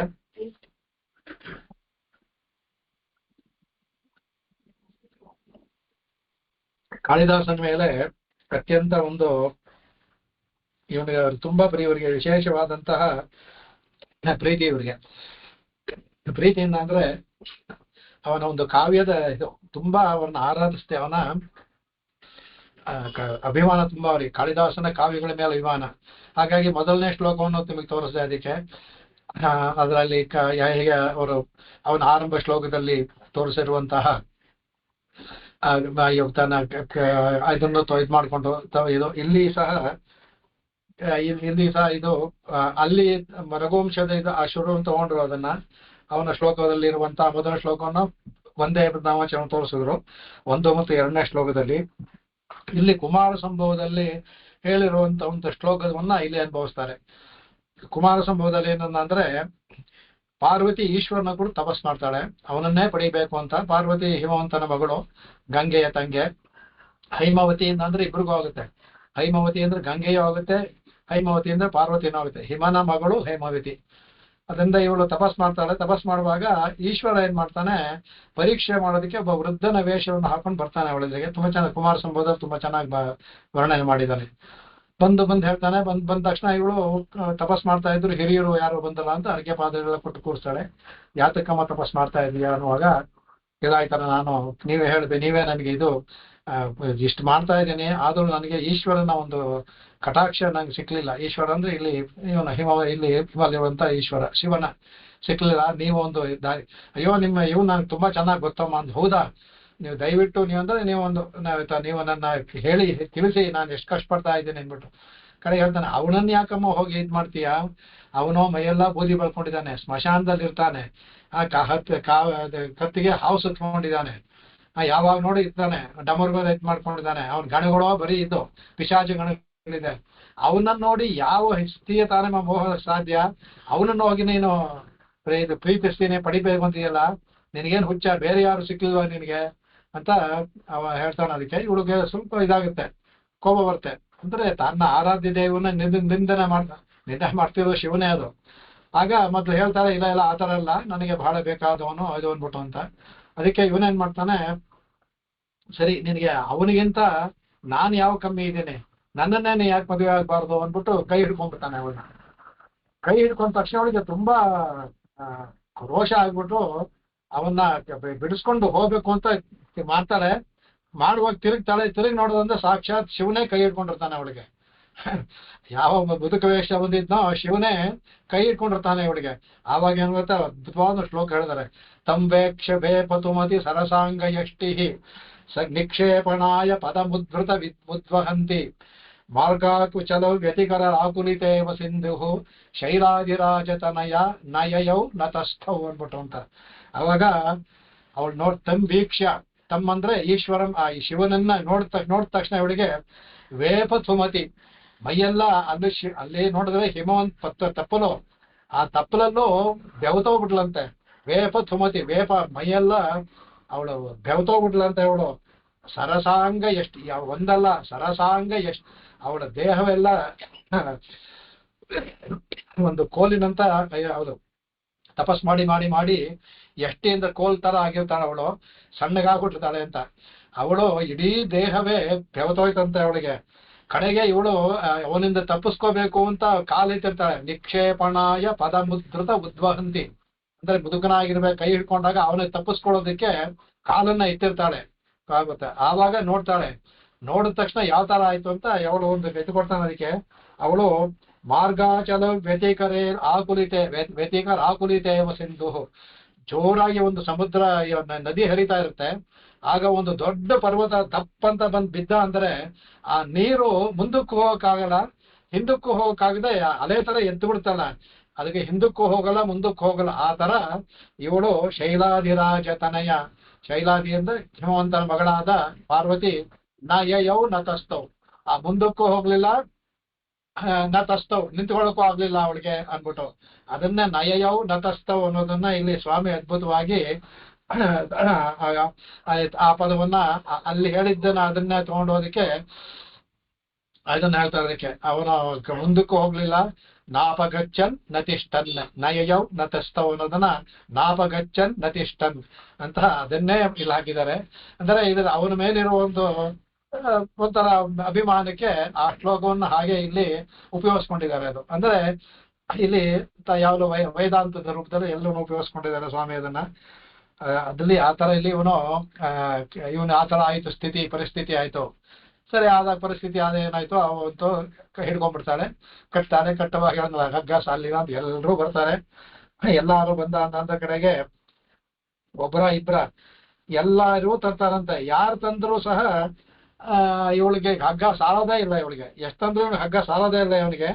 ಅವಾಗ ಅವನು ಸರಿ ಮಾಡ್ತಾನಂತ ಕಡೆಗೆ ಆಮೇಲೆ ಇವನಿಗೆ ನೋಡ್ತಾನಂತೆ, ಇವಳು ತಂಬೇಕ್ಷವೇ ಪಸುಮತಿ ಸರಸಾಂಗ ಎಷ್ಟಿ ಅಂತ ಇತ್ತೋ ಪಾರ್ವತಿ. ಇಲ್ಲಿ ಯಶೋದೇಗೂ ಆತ ಇದ್ದಂತೆ, ಕಟ್ಟಿ ಸುಸ್ತಾಗಿ ಈ ದುಶಾಸನ ಬೇರೆ ತರದಲ್ಲಾದ್ರೂ ಅವಳ ಎಳೆದು ಸೀರೆ ಸುಸ್ತಾಗಿ ಮೈಯೆಲ್ಲ ಬೆವತೋಯ್ತಂತೆ ಅವನಿಗೆ, ದ್ರೌಪದಿದು. ಆ ತರ ಇವಳು ಒಂದ್ ಹಗ್ಗಕ್ಕೆ ಕಟ್ಟಾಗ್ತಾ ಇದೆ. ಇವನ್ ಕಟ್ಟಾಕ್ತಾ ಇಲ್ಲ, ಹಗ್ಗದಿಂದ ಹಗ್ಗ ಕಟ್ಟಾಗ್ತಾ ಇದ್ದಾಳೆ. ಅದೇ ಕಣ್ಣಿನಂ ಶಿರುತ್ತಾಂಬಿನಾಲ್ ಅಂತ, ಕಣ್ಣಿನ ಶಿರುತ್ತಾಂಬಿನ ಒಂದೊಂದಕ್ಕೂ ಕಟ್ಟಾಗ್ತಾ ಇದ್ದಾಳೆ. ಇವನ್ ಕಟ್ಟಕ್ಕೆ ಆಗಿಲ್ಲ ಇನ್ನುವೆ, ಅದರಲ್ಲೇ ಬೇವ್ತೋಗ್ಬಿಟ್ಲಂತೆ ನನ್ನ. ಇದಕ್ಕೆ ಇದ್ರಲ್ಲಿ ಹೇಳ್ತಾರೆ, ಒಂದ್ ನಿಮಿಷ. ಆಗ ತಾಯಿ ಮೇಲೆ ಕರುಣೆ ಬಂದ್ಬಿಡುತ್ತಂತೆ ಅವನಿಗೆ, ಕೃಷ್ಣನಿಗೆ. ಆದ್ರೆ ಅವಳಿಗೆ ಅಷ್ಟಾದ್ರೂ ಏನಿದು ಇಷ್ಟೊಂದು ಹಗ್ಗವನ್ನು ಹಾಕಿದೀವಲ್ಲ, ನಮ್ಮ ಗೋಕುಲದಲ್ಲಿರುವ ಎಲ್ಲಾರು ಹಗ್ಗ ತಂದು ಕೊಟ್ರೆ ಅದನ್ನು ಹಗ್ಗ ಕಟ್ಟಕ್ ಆಗ್ತಿಲ್ವಲ್ಲ, ಇವನ್ ಯಾರು ಅಂತ ಪರತ್ವ ಇವ್ರಿಗೆ ಬಂದಿಲ್ಲ. ಅಲ್ಲಿರೋರು ಅಲ್ಲಿ ಎರಡು ತರ, ಅಲ್ಲಿರುವಂತ ಗೋಪ ಕನ್ನಿಕೆಯರು ಒಂದು ಗ್ರೂಪು, ಬೇರೆಯವರು ಇನ್ನೊಂದು ಗ್ರೂಪು, ತಾಯಿಯವರು ಇನ್ನೊಂದು ಗ್ರೂಪು. ಆ ತಾಯಿಯರೆಲ್ಲ ಇವನಿಗೆ ಕೇಕೆಯಾಗಿ ನಗ್ತಾ ಇದ್ದಾರೆ, ಕಟ್ಟಾಕ್ತಾರೆ, ಇವನ್ಗೆ ಹೀಗೆ ಹೋಗಬೇಕು ಅಂತ. ಗೋಪಿ ಕನ್ನಿಗೆಯರು ಸಂತಾಪ ಪಡ್ತಾರೆ. ಮುಂದಿನ ಶ್ಲೋಕದಲ್ಲಿ ಬರ್ತಾ ಇದ್ದು, ಅವ್ರಿಗೆ ಇಷ್ಟು ಇರಲ್ಲ, ಕೃಷ್ಣನ ಮಾಡೋದು ಇಷ್ಟು ಇರಲ್ಲ, ಯಾಕೆಂದ್ರೆ ಅವನಿಗೆ ಆರ್ತ ದೇವತಾನೆ ಅವನು. ಅದರಿಂದ ಅವರೆಲ್ಲವೇ ನೋಡಿ ನಗೋದಿಗೆ ಬಂದಿದ್ದಾರೆ. ತಮಾಷೆ ನಾವು ರೋಡಲ್ಲಿ ಏನೋ ತಮಾಷೆ ನೋಡ್ತೀವಲ್ಲ, ತಮಾಷೆ ನೋಡಕ್ಕೆ ಎಲ್ಲ ಬಂದಿದ್ದಾರೆ. ಕಡೆಗೆ ಇಲ್ಲಿ ಯಾದವ ಬಿದ್ದಲ್ಲಿ ಹೇಳ್ತಾರೆ ಅವರು, ಸ್ವಾಮಿ ಆನೀತ ಮಗ್ರೆ ನಿಜ ಬಂಧನಾರ್ಥಂ ಧಾಮಾಖಿಲಂ ಸಂಹಿತಮಪ್ಯಪೂರ್ಣಂ ನಿರೀಕ್ಷ ನಿರ್ವಣ್ಣ ಧಿಯೋ ಜನನ್ಯಾಹ ಸಂಕೋಚ ಶಕ್ತೌ ಸಬಭೂವ ಬಂಧ್ಯ. ಅವನು ಹೇಳ್ತಾನೆ, ಅಗ್ರೆ ನಿಜ, ಅವನು ನಿಜ ಬಂಧನಾರ್ಥಂ ಅಗ್ರೆ ಆನೀತಂ, ಇವನ ನಿಜವಾಗಿ ಇವನ್ನ ಕಟ್ಟಾಕೋದಕ್ಕೆ ಆ ದಾರವನ್ನ ಆನೀತಂ ಅಂದ್ರೆ ಇವಳು ಸಾಲದು ಅಂತ ಬೇರೆ ಕಡೆಯಿಂದ ತರ್ಸ್ಕೋತಾಳಂತೆ ಅವಳಿಗೆ. ಧಾಮಾಖಿಲಂ ಸಂಹಿತ, ಎಲ್ಲಾ ಧಾಮವನ್ನು ಅಖಿಲಂ ಸಂಹಿತ, ಒಂದಕ್ಕೊಂದು ಕಟ್ಟಾಗ್ತಾ ಇದ್ದಾನಂತೆ. ಅಪ್ಯಪೂರ್ಣಂ, ಆದ್ರೂ ಪೂರ್ಣವೇ ಆಗುದಿಲ್ಲಂತೆ. ಅವನು ಸೊಂಟಕ್ಕೆ ಅರ್ಧವೇ ಬರ್ತಾನಂತೆ. ಇನ್ನೊಂದಷ್ಟು ಹಗ್ಗ ಹಾಕಿದ್ರು ಅರ್ಧದಲ್ಲೇ ನಿಂತ್ಕೊಳುತ್ತೆ, ಮುಂದಕ್ಕೆ ಹೋಗ್ತಾನೆ ಇಲ್ಲ. ಇವಳಿಗೆ ಆಶ್ಚರ್ಯವಾಗ್ತಾ ಇದಕ್ಕೆ. ನಿರೀಕ್ಷ ನಿರ್ವಿಣ್ಣ ಧಿಯೋ ಜನನ್ಯಾಹ, ಅವಳ ನೋಡ್ಬಿಟ್ಟು ಏನ್ ಮಾಡ್ತಾಳಂತೆ, ನಿರ್ವಿಣ್ಣ ಶೋಕ ಬಂದ್ಬಿಟ್ಟು ಮೈಯೆಲ್ಲ ಬೇವ್ತೋಗುತ್ತಂತೆ, ಮುಖ ಎಲ್ಲ ನಿರ್ವಿಣ್ಣ ಆಗ್ಬಿಡುತ್ತಂತೆ. ಅಯ್ಯೋ ಕಟ್ಟಾಕಕ್ಕೂ ಆಗ್ತಾ ಇರಲ್ಲ ಇವನಿಗೆ, ಇಲ್ಲೆಲ್ಲ ಜನಗಳಿಗೆ ಕಟ್ಟಾಕ್ತೀನಿ ಅಂತ ಹೇಳ್ಬಿಟ್ಟಿದ್ದೀನಿ. ಅದಕ್ಕೆ ಸಂಕೋಚ ಶಕ್ತಿಯ ಸಬಭೂವ ಬಂದ್ಯ, ಅವಳಿಗೆ ತಾಯಿಯ ಕಣ್ಣು ನೋಡ್ತಾನಂತೆ. ಅದಕ್ಕೆ ತನ್ನ ಶಕ್ತಿಯ ತನ್ನ ಶಕ್ತಿಯನ್ನ ಸಂಕೋಚ ಪಡಿಸ್ಕೊಳ್ತಾನಂತೆ. ಅವನ ಶಕ್ತಿ ಏನು ಅಂದ್ರೆ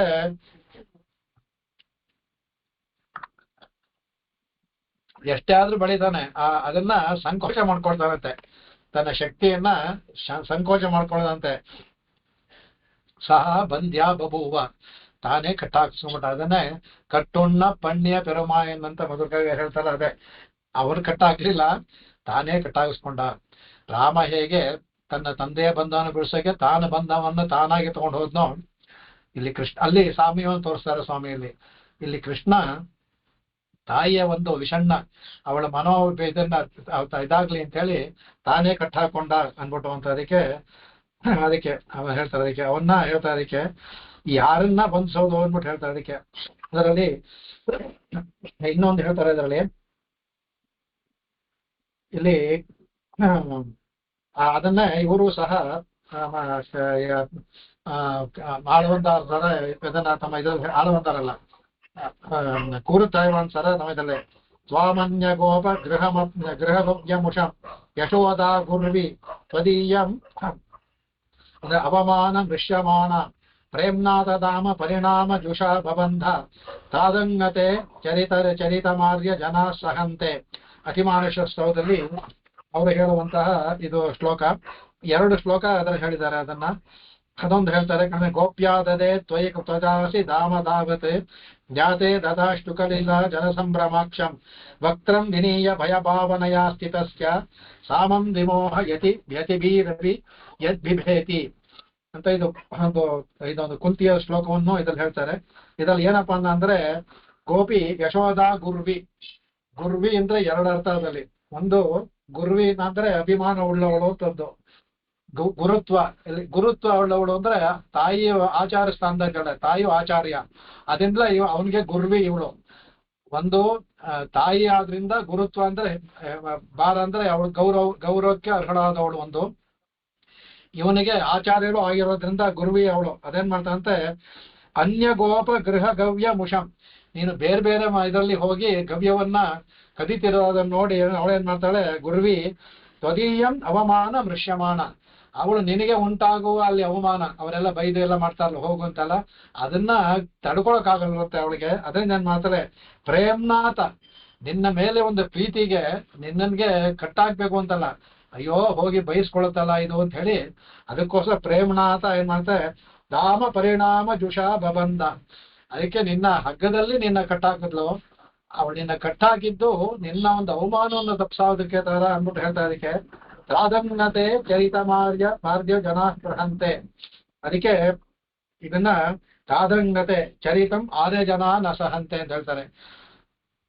ಕಟ್ಟಾಕಿದ್ಲು, ನೀನು ನಗ್ನಗ್ತಾನೆ ಇದ್ದೆ, ತಾಯಿ ಕಟ್ಟಾಗಲು ನೀನ್ ನಗ್ನಗ್ತಾ ಇದ್ದಾರೆ, ಆದ್ರೆ ಆರ್ಯ ಜನಾಹ ನ ಸಹಂತೆ, ಇಲ್ಲ ಆರ್ಯ ಜನ ಅಂದ್ರೆ ಆಯ್ವಾರುಗಳಿಗೆ ಅದು ನಿನ್ನ ಕಟ್ಟಾಗಿದ್ದಾಗಲಿ ನಮ್ಮ ಆಯ್ವಾರು 6 ತಿಂಗಳು ಮೂರ್ಛೆ ಹೋಗ್ಬಿಡ್ತಿದ್ರಂತೆ. ಈ ಕತೆ ಕೇಳಿ ಈ ತರ ನಮಗೆ ಆರ್ಯ ಜನಾಹ ನ ಸಹಂತೆ, ನೀ ತಡ್ಕೊಂಡೆ, ನೀ ನಗ್ತಾನೆ ಇದ್ದೆ, ಆದ್ರೆ ಅವ್ರು ಅಳ್ತಾ ಇದ್ರು. ಇದು ಯಾವ ನ್ಯಾಯ ಅಂತ ಹೇಳ್ತಾರೆ. ನೀನು ಕಟ್ಟಾಕೊಂಡು ನೀನ್ ಅಳ್ಬೇಕು, ನೀನ್ ನಗ್ತಾ ಇದೀಯಾ, ನೀ ತಾಯಿನ ನೋಡಿ ತಮ್ಮ ನಗ್ತಾ ಇದೀಯಾ, ನಿನ್ನ ಭಕ್ತರು ಅಳ್ತಾ ಇದಾರಲ್ಲ, ಇದು ಯಾವ ನ್ಯಾಯ ಅಂದ್ಬಿಟ್ಟು ಅದ್ಭುತವಾಗಿ ಅದು ಅಭಿಮಾನಶವದಲ್ಲಿ ಕೇಳ್ತಾರೆ. ಅದಕ್ಕೆ ಅದೇ ತರ ಇನ್ನೊಂದು ಕೂಡ ಬರುತ್ತೆ ಅದರಲ್ಲಿ ಇವಳು ಅನುಭವಿಸ್ತಾಳೆ. ಕುಂತಿ ಈ ವಿಷಯನ ಕೇಳಿ ಕುಂತಿ ಅನುಭವಿಸ್ತಾಳೆ. ಈ ಭಗವಂತನ ಲೀಲೆ, ಅವಳು ಕುಂತಿ ಸೋದರತೇನೆ ಆಗ್ಬೇಕು ಅವನಿಗೆ, ಅವಳು ಲೀಲೆ ಅನುಭವಿಸ್ತಾಳೆ. ಇದು ಭಾರತದಲ್ಲಿ ಬರುತ್ತೆ, ಗೋಪ್ಯ ದದೆ ತ್ವಯಿತ್ ಕಥಾಗಸಿ ಧಾಮ ತಾವತ್ ಯಾತೆ ದಶಾಶ್ರು ಶುಕಲೀಲ ಜುಲಾಂಜನ ಸಂಭ್ರಮಾಕ್ಷಂ ವಕ್ತ್ರಂ ವಿನೀಯ ಭಯಭಾವನಯ ಸ್ಥಿತಸ್ಯ ಸಾಮಾನ್ ವಿಮೋಹ ಯತಿಭೀರಪಿ ಯದ್ ಬಿಭೇತಿ ಅಂದ್ರೆ ಅವಳು ಕುಂತಿ ಅನುಭವಿಸ್ತಾಳಂತೆ. ಅವಳು ಗೋಪ್ಯ ಅಂದ್ರೆ ಇಲ್ಲಿ ಯಶೋದೆಯಿಂದ ನಿನಗೆ ತ್ವಯಿ ಕೃತಾಗಸಿ ಧಾಮ, ಕೃತಾಗಸಿಯಿಂದ ಮಾಡಿದ ತಪ್ಪು, ನೀನು ಮಾಡಿದ ಕಳ್ಳತನ ತಪ್ಪಿನಿಂದ ಏನ್ ಮಾಡಿದವಳು, ಧಾಮ ತಾವದ್ ಯಾತೆ, ಹಗಲಿಂದ ನೀನು ಕಟ್ಟಾಕ್ಬಿಟ್ಲು. ಅದಕ್ಕೆ ಆಗ ಏನಾಯ್ತಂತೆ, ಇವನು ಕಳ್ಳಳು ಹೊರಟಂತೆ, ದದಾ ಅಶ್ರುಕ ಲೀಲಾಂಜನ ಸಂಭ್ರಮಾಕ್ಷಂ, ಇವನ ಕಣ್ಣಲ್ಲಿ ನೀರು ಊಟ ಅಂತಿದೆ. ಯಾತಕ್ಕೆ ಅಂದ್ರೆ ವಕ್ತ್ರಂ ವಿನೀಯ ಭವಭಾವನೆಯ ಸ್ಥಿತಸ್ಯ, ಇಲ್ಲಿ ಇವನಿಗಿಂತ ಊರಿನ ಸ್ತ್ರೀಯರೆಲ್ಲ ಬಂದಿರ್ತಾರಲ್ಲ, ಅವರು ಸಂತೋಷದಿಂದ ನಗ್ತಾ ಇದಾರಂತೆ. ಆಗ ಇವನ್ ಕಣ್ಣಲ್ಲಿ ಸ್ವಲ್ಪ ನೀರು ಬರುತ್ತಂತೆ. ಅದನ್ನ ನೋಡಿ ಕುಂತಿಗೆ ಕಣ್ಣಲ್ಲಿ ನೀರು ಬರ್ತಂತೆ. ಅದು ಹೇಳ್ದಲ್ಲ ಹಿಂದೆ, ನೀನ್ ಅಳ್ಬೇಕು ಸರಿಯಪ್ಪ, ಬೇರೆಯವ್ರನ್ನ ಅಳಿಸ್ತಾ ಇದ್ದಾಳಂತ. ಅದನ್ನ ಕೇಳಿ ವಿಮೋಹಳಾದಂತ ಕುಂತಿಗೂ ಸಹ ಅವಳಿಗೆ ಯದಿ ಭೀಹಿ ಅಭಿಯದ್ ಬಿಭೇತಿ, ಅವಳು ಸಹ ಅವಳಿಗೆ ಹೆದರಿಕೆ ಅವಳು ಅಂತ ಭಯ ಉಂಟಾದವಳು ಅಂತ ಆಯ್ತಂತೆ ಅವಳಿಗೆ. ನಿನಗೇನ್ ಭಯವಾಗ್ಲಿಲ್ಲ, ನೀನು ಕಟ್ಟಾಗಿದ್ದನ್ನ ನೋಡಿ ಕುಂತಿಯು ಹೆದರ್ಕೊಂಡ್ಲು, ಆಯ್ವಾರುಗಳಂತೂ ಕೇಳೋದೇ ಬೇಡ, 6 ತಿಂಗಳು ಮೂರ್ಛೆ ಹೋಗ್ಬಿಟ್ರು ಅಂದ್ಬಿಟ್ಟು ಅವ್ರಿದ್ರೆ ಹೇಳ್ತಾ. ಅದಕ್ಕೆ ಇದು ಅವ್ರು ಹೇಳ್ತಾರೆ ಏನು ಅನ್ನೋದೇ ಇದು ಗೋಪಿ ಪ್ರದ ಅಂತ ಹೇಳ್ತಾರೆ. ಅದಕ್ಕೆ ಅವಳು ಕ್ಷತ್ರಿಯರಾದವಳು, ಕ್ಷತ್ರಿಯರಿಗೆ ಯಾವಾಗಲೂ ಸಾಧಾರಣವಾಗಿ ಮನಸ್ಸು ಇದಾಗಿರುತ್ತೆ. ಇವನು ಕ್ಷತ್ರಿಯನೇ, ಸ್ವಲ್ಪ ಕಲ್ಲಾಗಿರುತ್ತೆ. ಅಂತಹ ಕುಂತಿಗೆ ವಿಮೋಹಳಾಗ್ಬಿಟ್ಲು ಅಂದ್ರೆ ಅವಳನ್ನು ನೀ ಕರಗಿಸ್ಬಿಟ್ಟೆ ನೀನು. ಅದಂತ ಅದ್ರಲ್ಲಿ ಇದೆ ಗೋಪಿ ಅನ್ನೋದ್ರಿಂದ ಈ ಮಾಡಿದ ಒಂದು ಕೆಲಸದಿಂದ ನಿನ್ನ ಹೊಟ್ಟೆಗೆ ಹಗ್ಗದಲ್ಲಿ ಕಟ್ಟಾಗ್ದಲ್ಲ, ನಿನ್ಗೆ ಎಷ್ಟು ನೋವಾಯ್ತೋ ಏನೋ ಅಂದ್ಬಿಟ್ಟು ಕುಂತಿ ಸಹ ಹೆದರ್ಕೊಂಡ್ಬಿಟ್ಲು ಅಂದ್ಬಿಟ್ಟು ಅಂತ ಅದನ್ನ ಹೇಳ್ತಾರೆ. ಅದಕ್ಕೆ ಹೇಳ್ತಾರೆ ಮಾತ್ರೆ ಅನ್ನೋ ಪದ್ಯದಲ್ಲಿ ಯಾತಕ್ಕೆ ಇವಳಿಗೆ ಗುರುವಿಂದ ಹಾಕೋದು ಅಂದ್ರೆ ತಾಯಿಯನ್ನು ಗುರುವಿನ ಸ್ಥಾನದಿಂದ ಕಾಲಿತ್ಯ ಶಾಸಿತಾರನ್ ಅಂತ ಸ್ವಾಮಿ ನಾಶಂಸ ಹೇಳಿದಾರಲ್ಲ, ಗುರುವಾದವನು ಶಿಷ್ಯರು ತಪ್ಪು ಮಾಡಿದ್ರೆ ಅವ್ರನ್ನ ಶಿಕ್ಷಿಸ್ಬೇಕು ಅಂತ. ಆತರ ಇವಳು ಆಚಾರ್ಯ ಸ್ಥಾನದಲ್ಲಿ ಇರೋದ್ರಿಂದ ಯಶೋದೆ ಮಗ ಮಾಡಿದ ತಪ್ಪಿಗೆ ಅವಳಿಗೆ ಶಿಕ್ಷೆ ಕೊಟ್ಲು, ತಪ್ಪಿಲ್ಲ, ಅದು ಆಚಾರ್ಯ ಮಾಡ್ಬೇಕಾದ ತಪ್ಪೇನಿಲ್ಲ ಅದರಲ್ಲಿ ಅಂತ. ಅದಕ್ಕೆ ಹೇಳ್ತಾಳೆ ಕಾಲಿತ್ಯ ಶಾಸಿತಾರಂ ಅಂತ, ತಾಯಿ ಆದವಳು ನಿನ್ನನ್ನ ಕಟ್ಟಾಕಿದ್ಲು, ಅವಳು ಮಾಡಿದಲ್ಲಿ ಯಾವ ತಪ್ಪು ಇಲ್ಲ, ಯಾಕೆಂದ್ರೆ ನೀನು ಮಾಡಿದ ತಪ್ಪಿಗೆ ಶಿಕ್ಷೆಯನ್ನು ಕೊಟ್ಲು ಅನ್ಬಿಟ್ಟು ಅದನ್ನ ಹೇಳ್ತಾರೆ. ಅದಕ್ಕೆ ಆತರ ಅವನು ಹೇಳ್ತಾನೆ. ಅವಾಗ ಇವನು ಭಗವಂತ ನಿಂತ್ಕೊಂಡ್ಬಿಟ್ಟಿದ್ದಾನೆ. ಅದಕ್ಕೆ ಅವನು ಇದಕ್ಕೆ ಎರಡು ಕಣ್ಣನ್ನು ವಿಶ್ವಗೋಪ್ತ, ಇವನು ವಿಶ್ವವನ್ನೇ ಕಾಪಾಡುವವನು, ಅವನು ಮೀಲಯನ್ ಕಣ್ಮುಚ್ಕೊಂಡಿದ್ದಾನೆ. ಅವನು ಯಾವಾಗ್ಲೂ ಕಣ್ಣು ತೆಗೆದುಕೊಂಡೇ ವಿಶ್ವವನ್ನ ಕಾಪಾಡುವವನು, ಅವನೇ ಸಹ ನಯನೇ ಮೀಲಯನ್ನೇ, ಎರಡು ಕಣ್ಣನ್ನು ಮುಚ್ಕೊಂಡಿದ್ದಾನೆ ಹೆದರಿಕೆಯಿಂದ. ಯಾಕೆಂದ್ರೆ ತಾಯಿಯಿಂದ ಎಲ್ಲಿ ನನಗೆ ಏಟು ಬೀಳುತ್ತೋ ಅಂತ ಹೆದರ್ಕೊಂಡು ಕಣ್ಣು ಮುಚ್ಕೊಂಡಿದ್ದಾನೆ.